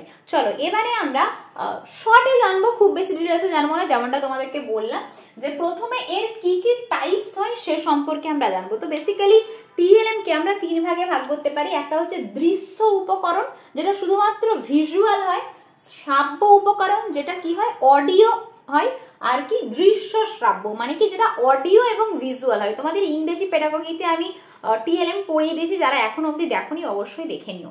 চলো প্রথমে আমরা দৃশ্য উপকরণ সম্পর্কে জানবো। দৃশ্য মানে কি, যেগুলো আমরা চোখে দেখতে পাচ্ছি। প্রথমে যেটা আমাদের মাথায় আসে সেটা হচ্ছে আমাদের পাঠ্যপুস্তক, বা টিচার হয়তো ক্লাসে কোনো মডেল নিয়ে এসছেন, কোনো চার্ট নিয়ে এসছেন, কোনো ছবি হতে পারে। তো এই সব কিছুই কিন্তু দৃশ্য উপকরণে চলে আসে। এরপরে কি শ্রাব্য উপকরণ, শ্রাব্য মানে যেটা আমরা শুনতে পাচ্ছি, ঠিক আছে, যেমন ধর আমরা বলতে পারি রেডিও বলতে পারি, বা গ্রামোফোন বলতে পারি, এগুলো হচ্ছে শ্রাব্য উপকরণ, অডিও। আর কি দৃশ্য শ্রাব্য, যেখানে আমরা দেখতেও পাচ্ছি, আমরা শুনতেও পাচ্ছি, যেমন মোবাইল, আমরা বলতে পারি কম্পিউটার, ল্যাপটপ, এগুলো কি দৃশ্য শ্রাব্য উপকরণ। তাহলে টাইপস আমরা কত ধরনের পড়লাম, 3 প্রকারের টাইপস পড়লাম, দৃশ্য উপকরণ, শ্রাব্য উপকরণ এবং দৃশ্য শ্রাব্য উপকরণ। ওকে, তো আশা করি এতদূর অবধি ক্লিয়ার হয়েছে। এবারে পরীক্ষায় একটা প্রশ্ন দেয়, তো কেমন দেয় যে পাঠ্যপুস্তকের উপযোগিতা কি। দেখো পাঠ্যপুস্তকের তো কোনো বিকল্প নেই, একদম প্রথম থেকে শুরু হয়ে এখনো অবধি শিক্ষা সহায়ক উপকরণ হিসেবে যেটা প্রথম সারিতেই একবারে রাখা হয় সেটা হচ্ছে পাঠ্যপুস্তক, যার বিকল্প এখনো আবিষ্কার হয়নি। কিন্তু সবসময় একটা টিচারকে মনে রাখতে হবে যে শুধুমাত্র পাঠ্যপুস্তকটাই কিন্তু একমাত্র উপকরণ নয়। একজন শিক্ষক যখন ক্লাসে যাবেন তিনি কিন্তু পাঠ্যপুস্তকটাকে যেমন পড়াবেন তার সঙ্গে সঙ্গে তিনি ওই চ্যাপ্টার রিলেটেড বিভিন্ন মেটেরিয়ালস, বিভিন্ন টিএলএম, বিভিন্ন মডেল চার্ট, যেই চ্যাপ্টারের জন্য যেটা অ্যাপ্রোপ্রিয়েট তিনি সেই মেটেরিয়ালসটাই কিন্তু ক্লাসে নিয়ে যাবেন। কেননা মাঝে মাঝে কি হয় কোনো একটা, এবং এই সম্পর্কে পাঠ্যপুস্তক একটা শিক্ষকের এক্ষেত্রে বিশেষ করে কর্তব্য যে হয়তো পাঠ্যপুস্তকে মাঝে মাঝে কি হয় মুদ্রণে কোনো ভুল থাকে, তো একজন শিক্ষক যেই বিষয়টা পড়াবেন সেই বিষয়ে যেন তার সম্যক একটা জ্ঞান থাকে। কখনো কখনো কি হয় পাঠ্যপুস্তকে ভুল থাকার জন্য ভুল ইনফরমেশন কিন্তু স্টুডেন্টদের কাছে চলে যেতে পারে। তো পাঠ্যপুস্তককে এটা সবসময় মাথায় রাখতে হবে, পাঠ্যপুস্তক একটা শিক্ষা সহায়ক উপকরণ আমরা বলতে পারি, কিন্তু একমাত্র শিক্ষা সহায়ক উপকরণ হিসেবে কিন্তু পাঠ্যপুস্তককে আমরা গণনা করতে পারি না। তো মোটামুটি ভাবে এরকম থেকে পাঠ্যপুস্তক থেকে তোমাদের পরীক্ষায় প্রশ্ন দেয়। আরো আমি ডিটেলসে যাবো, এনসিএফ তোমাদের 2005, আচ্ছা এটা বললাম যখন বলেই দিই, আচ্ছা এনসিএফ 2005 কি বলেছে, পাঠ্যপুস্তক কেমন হবে। পাঠ্যপুস্তক হবে একদম শিক্ষার্থীর আগ্রহ সম্মত এবং রুচি সম্মত, সে নিতে পারবে। হয়তো ক্লাস 5-এ এমন একটা চ্যাপ্টার দেওয়া হলো সেই চ্যাপ্টারটা ক্লাস 10th লেভেলের, এরকমটা কিন্তু নয়। শিক্ষার্থী যে বয়সের জন্য যে মেটেরিয়ালসটা বা যে নোটটা দেওয়া দরকার সেটা যেন সেখানে থাকে, আর কি শিশু কেন্দ্রিক হবে এবং তার বিকাশের সমস্ত রকম কিন্তু যেন উপাদান সেই পাঠ্যপুস্তকের মধ্যে থাকে। শুধুমাত্র এমনটা না যে কোনো একটা বিশেষ জিনিসের উপরে গুরুত্ব দেওয়া হবে, তাকে অ্যাক্টিভিটিসের মাধ্যমে এমন কিছু অ্যাক্টিভিটিস করানো হবে যার যাতে করে কি হবে ওই শিক্ষার্থীর সৃজনাত্মক কৌশল বা সৃজনাত্মক ক্ষমতা বৃদ্ধি পায়। শুধুমাত্র বুদ্ধিমত্তার দিকে নয়, তার সৃজনাত্মক কৌশল কিন্তু বিকাশ করার চিন্তা করবে। এইরকম কিন্তু কয়েকটা কথা বলে এনসিএফ 2005। এনসিএফ 2005 মানে কি, ন্যাশনাল কারিকুলাম ফ্রেমওয়ার্ক। তোমাদের এনসিএফ এর উপর আমি একটা ডিটেলস ভিডিও দিয়ে দিয়েছি, যারা এখন অবধি দেখোনি অবশ্যই কিন্তু পরীক্ষা দিতে যাওয়ার আগে দেখে নিও, কেননা এনসিএফ থেকে কিন্তু পরীক্ষায় প্রশ্ন এসেই থাকে, প্রতি বছর একটা থেকে দুটো করে প্রশ্ন কিন্তু এসে থাকে। এবারে চলো আমরা শিক্ষা কার্যের কিছু উপাদান সম্পর্কে জানবো। উপাদান কি মোটামুটি 4 প্রকারের হয়ে থাকে। একটা হচ্ছে এই যে উপাদান যেগুলো ছাড়া কি শিক্ষা কার্য সম্পন্ন হতেই পারে না। প্রথম কি, শিক্ষার্থী, কাকে নিয়ে শিক্ষাদান চলবে, একটা শিক্ষার্থীকে নিয়ে শিক্ষাদান চলবে। আর কি এই যে শিক্ষাদান চলবে সেই শিক্ষাদান কে দেবেন, সেই শিক্ষাদান দেবেন অবশ্যই শিক্ষক। এবং শিক্ষক যে শিক্ষাদান করবেন শিক্ষার্থীকে সেটা কি বিষয়ে দেবেন, সেটা আমরা কোথা থেকে পাবো, সেটা কোথায় থাকবে, সেটা হচ্ছে আমাদের পাঠ্যক্রমে থাকবে। ওকে, তাহলে এটা হলো 3 নম্বর উপাদান। আর 4 নম্বর উপাদান কি, বিদ্যালয়। কোথায় পাঠ্যক্রমটা সুসম্পন্ন হবে, সেটা হচ্ছে বিদ্যালয়। তো শিক্ষা কার্যের মোটামুটি ভাবে 4টে উপাদান সম্পর্কে জানলাম। 1 হচ্ছে শিক্ষার্থী, 2 হলো শিক্ষক, 3 হলো পাঠ্যক্রম এবং 4 হলো বিদ্যালয়। ওকে, এবারে চলো শিক্ষক, আমি তোমাদের শিক্ষক শিক্ষার্থী সম্পর্কে এখান থেকে সেরকম কোনো প্রশ্ন আসে না। পাঠ্যক্রম থেকে কিন্তু তোমাদের পরীক্ষায় প্রশ্ন দেয় যে একটা এনসিএফ 2005 অনুযায়ী বা বর্তমানে পাঠ্যক্রম কেমন হবে সে সম্পর্কে দেখো এখানে লেখা আছে, আমি তোমাদের লিখে দিচ্ছি। পাঠ্যক্রম কেমন হবে, রুচি এবং শিক্ষার্থীর শিখন সামর্থ্য অনুযায়ী। আর কি হবে, যেখানে একটা শিশু তার যে নলেজ সে কি জানা থেকে অজানায় যাবে, নোন টু আননোন, তার যে পূর্ব অভিজ্ঞতার উপর ভিত্তি করে তাকে কি নতুন অভিজ্ঞতা দেওয়া হবে। আর কি তার যে বিষয়টা সেটা কি সহজ থেকে কঠিন যাবে এবং বাস্তবসম্মত হবে। সে যে নলেজটা গেইন করছে ক্লাসরুমে এসে সেই নলেজটা যেন সে বাস্তবেও অ্যাপ্লিকেশন করতে পারে, এমন কিন্তু ইনফরমেশন বইয়ের মধ্যে থাকবে। তার সঙ্গে কি এটা প্রচন্ড পরিমাণে বৈজ্ঞানিক হবে, সায়েন্টিফিক হবে, যে নলেজটা তাকে দেওয়া হচ্ছে আদৌ তার জীবনে কোথাও কাজে লাগবে কি, এবং তার সঙ্গে কি মনস্তাত্ত্বিক হবে, তার সাইকোলজির সঙ্গে রিলেট করে দেওয়া হবে। এবং অবশ্যই যেটা last but not the least, পাঠ্যক্রম কিন্তু শিশু কেন্দ্রিক হবে, চাইল্ড সেন্ট্রিক হবে এবং যেখানে অ্যাক্টিভিটিস অ্যাক্টিভিটিসের মাধ্যমে বাচ্চারা শিখবে, হাতে কলমে শিখবে, কোনো রকম কিন্তু কিন্তু মানে যেখানে এনসিএফ বলে যেটা যে বিদ্যালয়ের যে ব্যাগের বোঝা বা বইয়ের বোঝা কিন্তু অবশ্যই কমাতে হবে। অনেক বই দিয়ে দিলাম এমনটা নয়, একটা বই বা দুটো বই বা তিনটে বই যে ক্লাসে যেমন থাকবে সেই অনুযায়ী তার বয়স তার যোগ্যতা অনুযায়ী কিন্তু শিক্ষার্থীকে শিক্ষা দিতে হবে। পাঠ্যক্রম এমনভাবে রচনা করা হবে যাতে তার অনুসন্ধিৎসা, তার কৌতূহল প্রবণতা, তার সৃজনাত্মক ক্ষমতা, তার বিশ্লেষণ করার ক্ষমতা এই সমস্ত কিন্তু বিকশিত হয়। তো এভাবেই কিন্তু পাঠ্যক্রম রচনা করা হবে। ওকে, তো এখান থেকে তোমাদের পরীক্ষায় প্রশ্ন দেয়। এরপরে দেখো যেটা তোমাদের বর্তমানে যেটা তথ্য প্রযুক্তি, ICT, information and communication technology, এটা কিন্তু টিএলএম বাট তোমাদের টিচিং লার্নিং ম্যাটেরিয়ালের সঙ্গে কিন্তু ওতপ্রোতভাবে জড়িত হয়ে গেছে। তো এই আইসিটি বর্তমানে মানে বহুল প্রচলিত, বহুল ব্যবহৃত, এমনটা নয় যে সমস্ত জায়গায় এটা শুরু হয়েছে, সমস্ত বিদ্যালয়ে কিন্তু এখনো অবধি শুরু করা যায়নি, কিন্তু মোটামুটি ভাবে চেষ্টা চলছে যে আইসিটি কে বিদ্যালয়ের কারিকুলামের সঙ্গে কিন্তু যুক্ত করা যায়। তো বেসিক্যালি এখান থেকে সেরকম ভাবে প্রশ্ন আসে না। শ্রেণীকক্ষে তিন ভাবে এটাকে আমরা ব্যবহার করতে পারি, একটা ইনপুট, একটা আউটপুট, একটা আদার্স। দেখো এখান থেকে তোমাদের ইনপুট কি, আউটপুট কি, আদার্স কি, এখান থেকে তোমাদের প্রশ্ন আসবে না। যেটা আসতে পারে, যদি আসে তোমাদের এখান থেকে এক্সাম্পল চাইতে পারে। চলো আমি এক্সাম্পলগুলো এখানে লিখে দিয়েছি, তোমাদেরকে একে একে আমি বলে দিচ্ছি যে ইনপুট উৎস, দেখো এই বাংলাগুলো লিখে দিয়েছি, গ্রহণ উৎস, বিকাশ উৎস এবং অন্যান্য উৎস। গ্রহণ উৎস কি না, বেসিক্যালি আমরা বলতে পারি বিভিন্ন প্রযুক্তিগত ক্যামেরা বলতে পারি, তার সঙ্গে কম্পিউটার বলতে পারি, এবং বিকাশ উৎস কি বিভিন্ন প্রজেক্টর, স্মার্ট বোর্ড, এবং অন্যান্য উৎস কি ডিজিটাল রেকর্ডার বলতে পারি, ডিজিটাল ক্যামেরা বলতে পারি এবং অন্যান্য।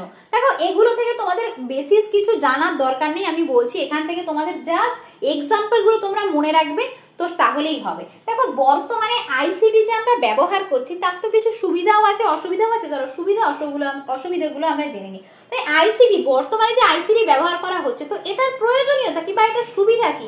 দেখো লেখা আছে এর যে প্রকৃতি, ধরো একটা বিষয় সম্পর্কে আমরা পড়ছি, ধরো আগ্নেয়গিরি বাচ্চাদেরকে পড়ানো হচ্ছে, আমরা বইয়ের ছবিটা দেখিয়ে দিলাম, তাহলে কি কমপ্লিট হয়ে যাবে তার নলেজটা? কিন্তু না, সেটাকে একদম বাস্তব ভাবে আমরা তখনই দেখাতে পারবো যখন ধরো আমরা কোনো ডিজিটাল কম্পিউটার ইউজ করছি, ডিজিটাল কোনো ভিডিও আমি দেখাচ্ছি তাদেরকে যে আগ্নেয়গিরি থেকে কিভাবে লাভা বেরিয়ে আসে বা ভূমিকম্প কিভাবে সৃষ্টি হয়, তাহলে কি একেবারে অরিজিনাল যে জিনিসটা বা প্রকৃতি বা প্রতিচ্ছবিটা কিন্তু আমরা ইনফরমেশন কমিউনিকেশন টেকনোলজির মাধ্যমে কিন্তু তুলে ধরতে পারি। দেখো এখানে লেখা আছে কি যে বিষয়ের যে প্রকৃতি সেটাকে সহজভাবে তুলে ধরতে পারি, আর কি প্রতিচ্ছবি খুব সহজভাবেই আমরা উপস্থাপিত করতে পারি, তার যে প্রকৃতি, তার যে প্রতিচ্ছবি কি আমরা ইজিলি সেটাকে বাচ্চাদের সামনে নিয়ে আসতে পারি, ভিজুয়ালাইজ হয়। ওকে, আর কি না এখানে জটিল বিষয়গুলোকে সহজভাবে বোঝানো যায়। ধরো একটা পাঠ্যপুস্তকে যে নলেজটা থাকে, যে ইনফরমেশনটা থাকে, সেটা কিন্তু একটা বাচ্চার জন্য অ্যাপ্রোপ্রিয়েট নয়। তারা হয়তো চোখে দেখলো বা তারা শুনলো, শোনার পরে কিন্তু তাদের নলেজটা কমপ্লিট হয়,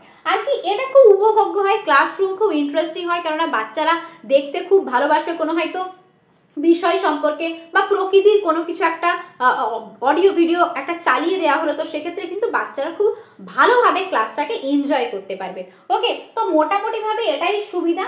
এবং অসুবিধা যদি বলে এই আইসিটির কি অসুবিধা, না উপযুক্ত প্রযুক্তি সমস্ত জায়গায় কিন্তু এখনো অবধি এই প্রযুক্তি পাঠানো সম্ভব হয়নি, যেগুলো গ্রামীণ স্কুল যেখানে রয়েছে সেখানে কিন্তু এখনো উপলব্ধ নয়। আর কি অর্থের যোগান, কেননা এই আইসিটি এই ধরনের ডিজিটাল ক্যামেরা বা কম্পিউটার প্রজেক্টর কিন্তু খুব মানে ব্যয় সাপেক্ষ, খুব খরচবহুল, তাই সমস্ত জায়গায় কিন্তু এতটা অর্থের যোগান দেওয়া সম্ভব নয়। এবং কি উপযুক্ত মানে যারা এগুলো চালাবে, একবার হয়তো এসে ফিটিংস করে দিয়ে গেল ঠিক আছে, কিন্তু তারপর যারা এগুলোকে পরিচালনা করবেন, যেসব শিক্ষকরা পরিচালনা করবেন, তাদের কিন্তু ট্রেনিংও দিতে হবে। সব সঠিক মানে এখানে বলবো যে যোগ্য যারা শিক্ষক, সেটা একাডেমিক দিক থেকে বলবো না, এই ধরনের প্রযুক্তির দিক থেকে কিন্তু সেরকম শিক্ষক কিন্তু অ্যাভেলেবেল নেই, তাদেরকে আলাদা করে কিন্তু ট্রেনিং দিতে হবে। তো মোটামুটি ভাবে এটা সুবিধা এবং অসুবিধা গেল।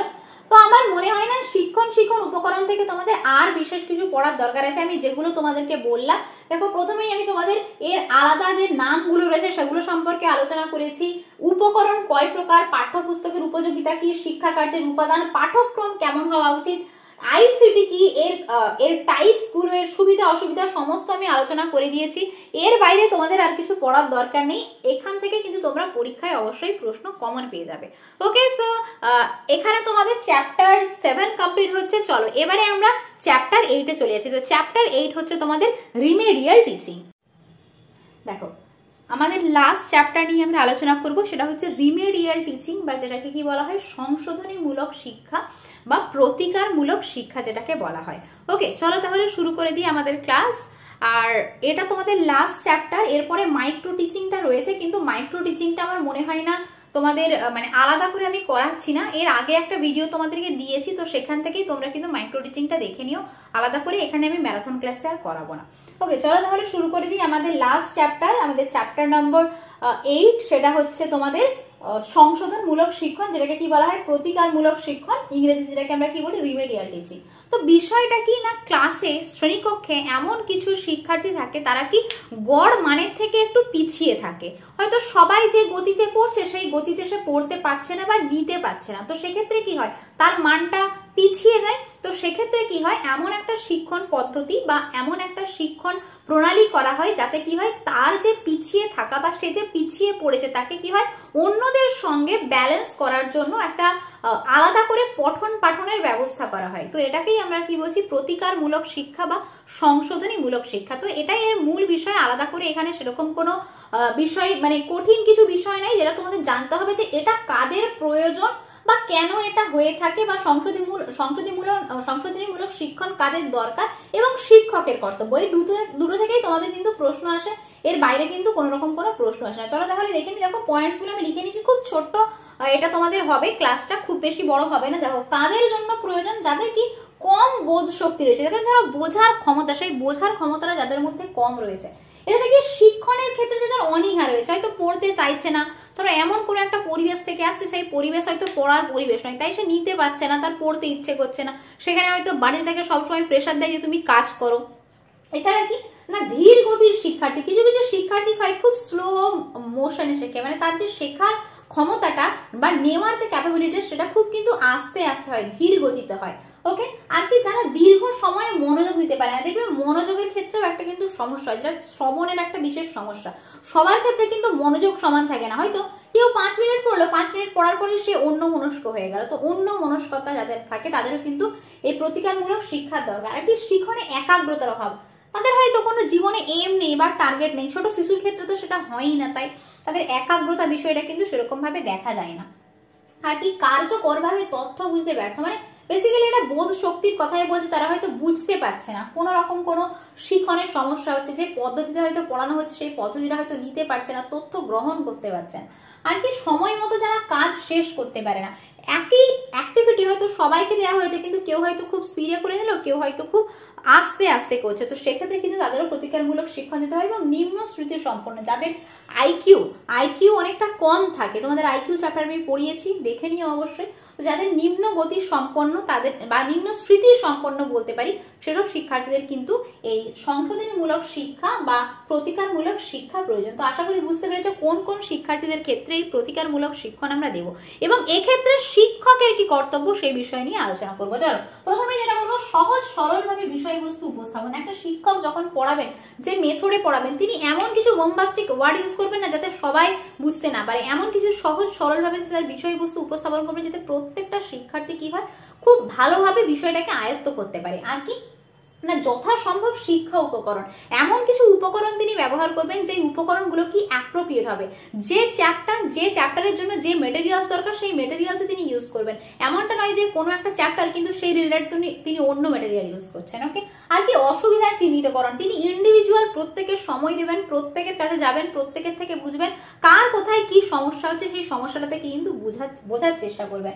আর কি আত্মবিশ্বাস গড়ে তুলতে হবে, প্রত্যেকটা শিক্ষার্থীর কাছে হয়তো কেউ হয়তো একটু পিছিয়ে পড়া, তো তাকে সবসময় বোঝাতে হবে, তাকে মনোবল দিতে হবে যে তুমিও কিন্তু সবার মতো পারবে, তুমি কিন্তু শিখতে পারবে, তোমার মধ্যে সেই ক্ষমতা রয়েছে। তো প্রত্যেকের মধ্যে আত্মবিশ্বাস গড়ে তুলতে হবে এবং সঠিক সময়ে কর্ম সম্পাদনে সাহায্য করা।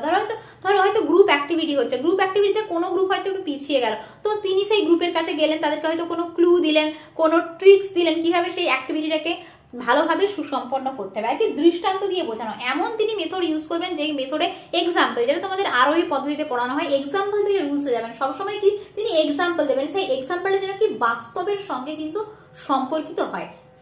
তো মোটামুটি ভাবে এটাই হচ্ছে তোমাদের শিক্ষকের ভূমিকা প্রতিকারমূলক শিক্ষণের ক্ষেত্রে। দেখো এর বাইরে কিন্তু আর কোনো রকম কোনো প্রশ্ন আসে না। বেসিক্যালি কাদের জন্য প্রতিকারমূলক শিক্ষণ দরকার এবং একজন শিক্ষকের কি কর্তব্য এই শ্রেণীকক্ষে, এটাই কিন্তু এখান থেকে প্রশ্ন আসে। এর বাইরে কিন্তু আর কোনো রকম কোনো প্রশ্ন আসে না। তো মোটামুটি ভাবে আমি তোমাদের চেষ্টা করেছি, আমি বলছি না যে খুব ভালোভাবে আমি করিয়েছি, তো আমি চেষ্টা করেছি যতটা তোমাদের রিমেডিয়াল টিচিং বলবো না, যে 8টা যে চ্যাপ্টার আমি তোমাদেরকে ম্যারাথন ক্লাসে করালাম, এর আগের পার্টে তোমাদের 5টা ভিডিও দিয়েছি।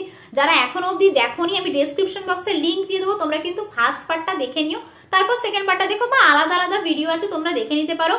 সো তোমাদের যদি ভিডিওটা ভালো লেগে থাকে তাহলে প্রত্যেকেই বলবো কমেন্ট বক্সে আমাকে ফিডব্যাক কিন্তু জানিও যে ম্যাডাম আমাদের ক্লাসটা ভালো কেমন লেগেছে, তোমরা এনজয় করেছো কিনা বা বুঝতে পেরেছো কিনা বা কোথাও কোনো সমস্যা আছে কিনা সেটাও তোমরা কিন্তু আমাকে জানাতে অবশ্যই ভুলো না। আজকের মতো এই পর্যন্ত, নেক্সট ক্লাসে বলবো আর কি, কারণ এই পার্টটা তো তোমাদের শেষ হয়ে গেল, দুটো পার্টে আমি তোমাদের ম্যারাথন ক্লাস শেষ করেছি। আজকের মতো এই পর্যন্ত, নেক্সট ভিডিওতে আবার তোমাদের সাথে দেখা হচ্ছে। আগামীকাল থেকে তোমাদের আমি ইংলিশের ম্যারাথন ক্লাস দেবো, চেষ্টা করব একটা ভিডিওতেই পুরো ইংলিশের ম্যারাথন কমপ্লিট করিয়ে দিতে। ওকে, তো প্রত্যেকে ভালো থেকো, সুস্থ থেকো, মন দিয়ে পড়াশোনা করতে থেকো এবং 24 তারিখে পরীক্ষা হবে, এটা কিন্তু মাথায় নিয়ে জানো তোমরা, মানে আগের দিনই কিন্তু বলে দিয়েছে যে 24 তারিখে পরীক্ষা হবে, তো কোনো রকম কোনো কিন্তু আর ডেট চেঞ্জ হবে না। আর 2-3টে দিন আছে, সেই 2-3টে দিন কিন্তু খুব ভালো করে কাজে লাগাও। ওকে, আজকের মতো এই পর্যন্তই। Thanks for watching.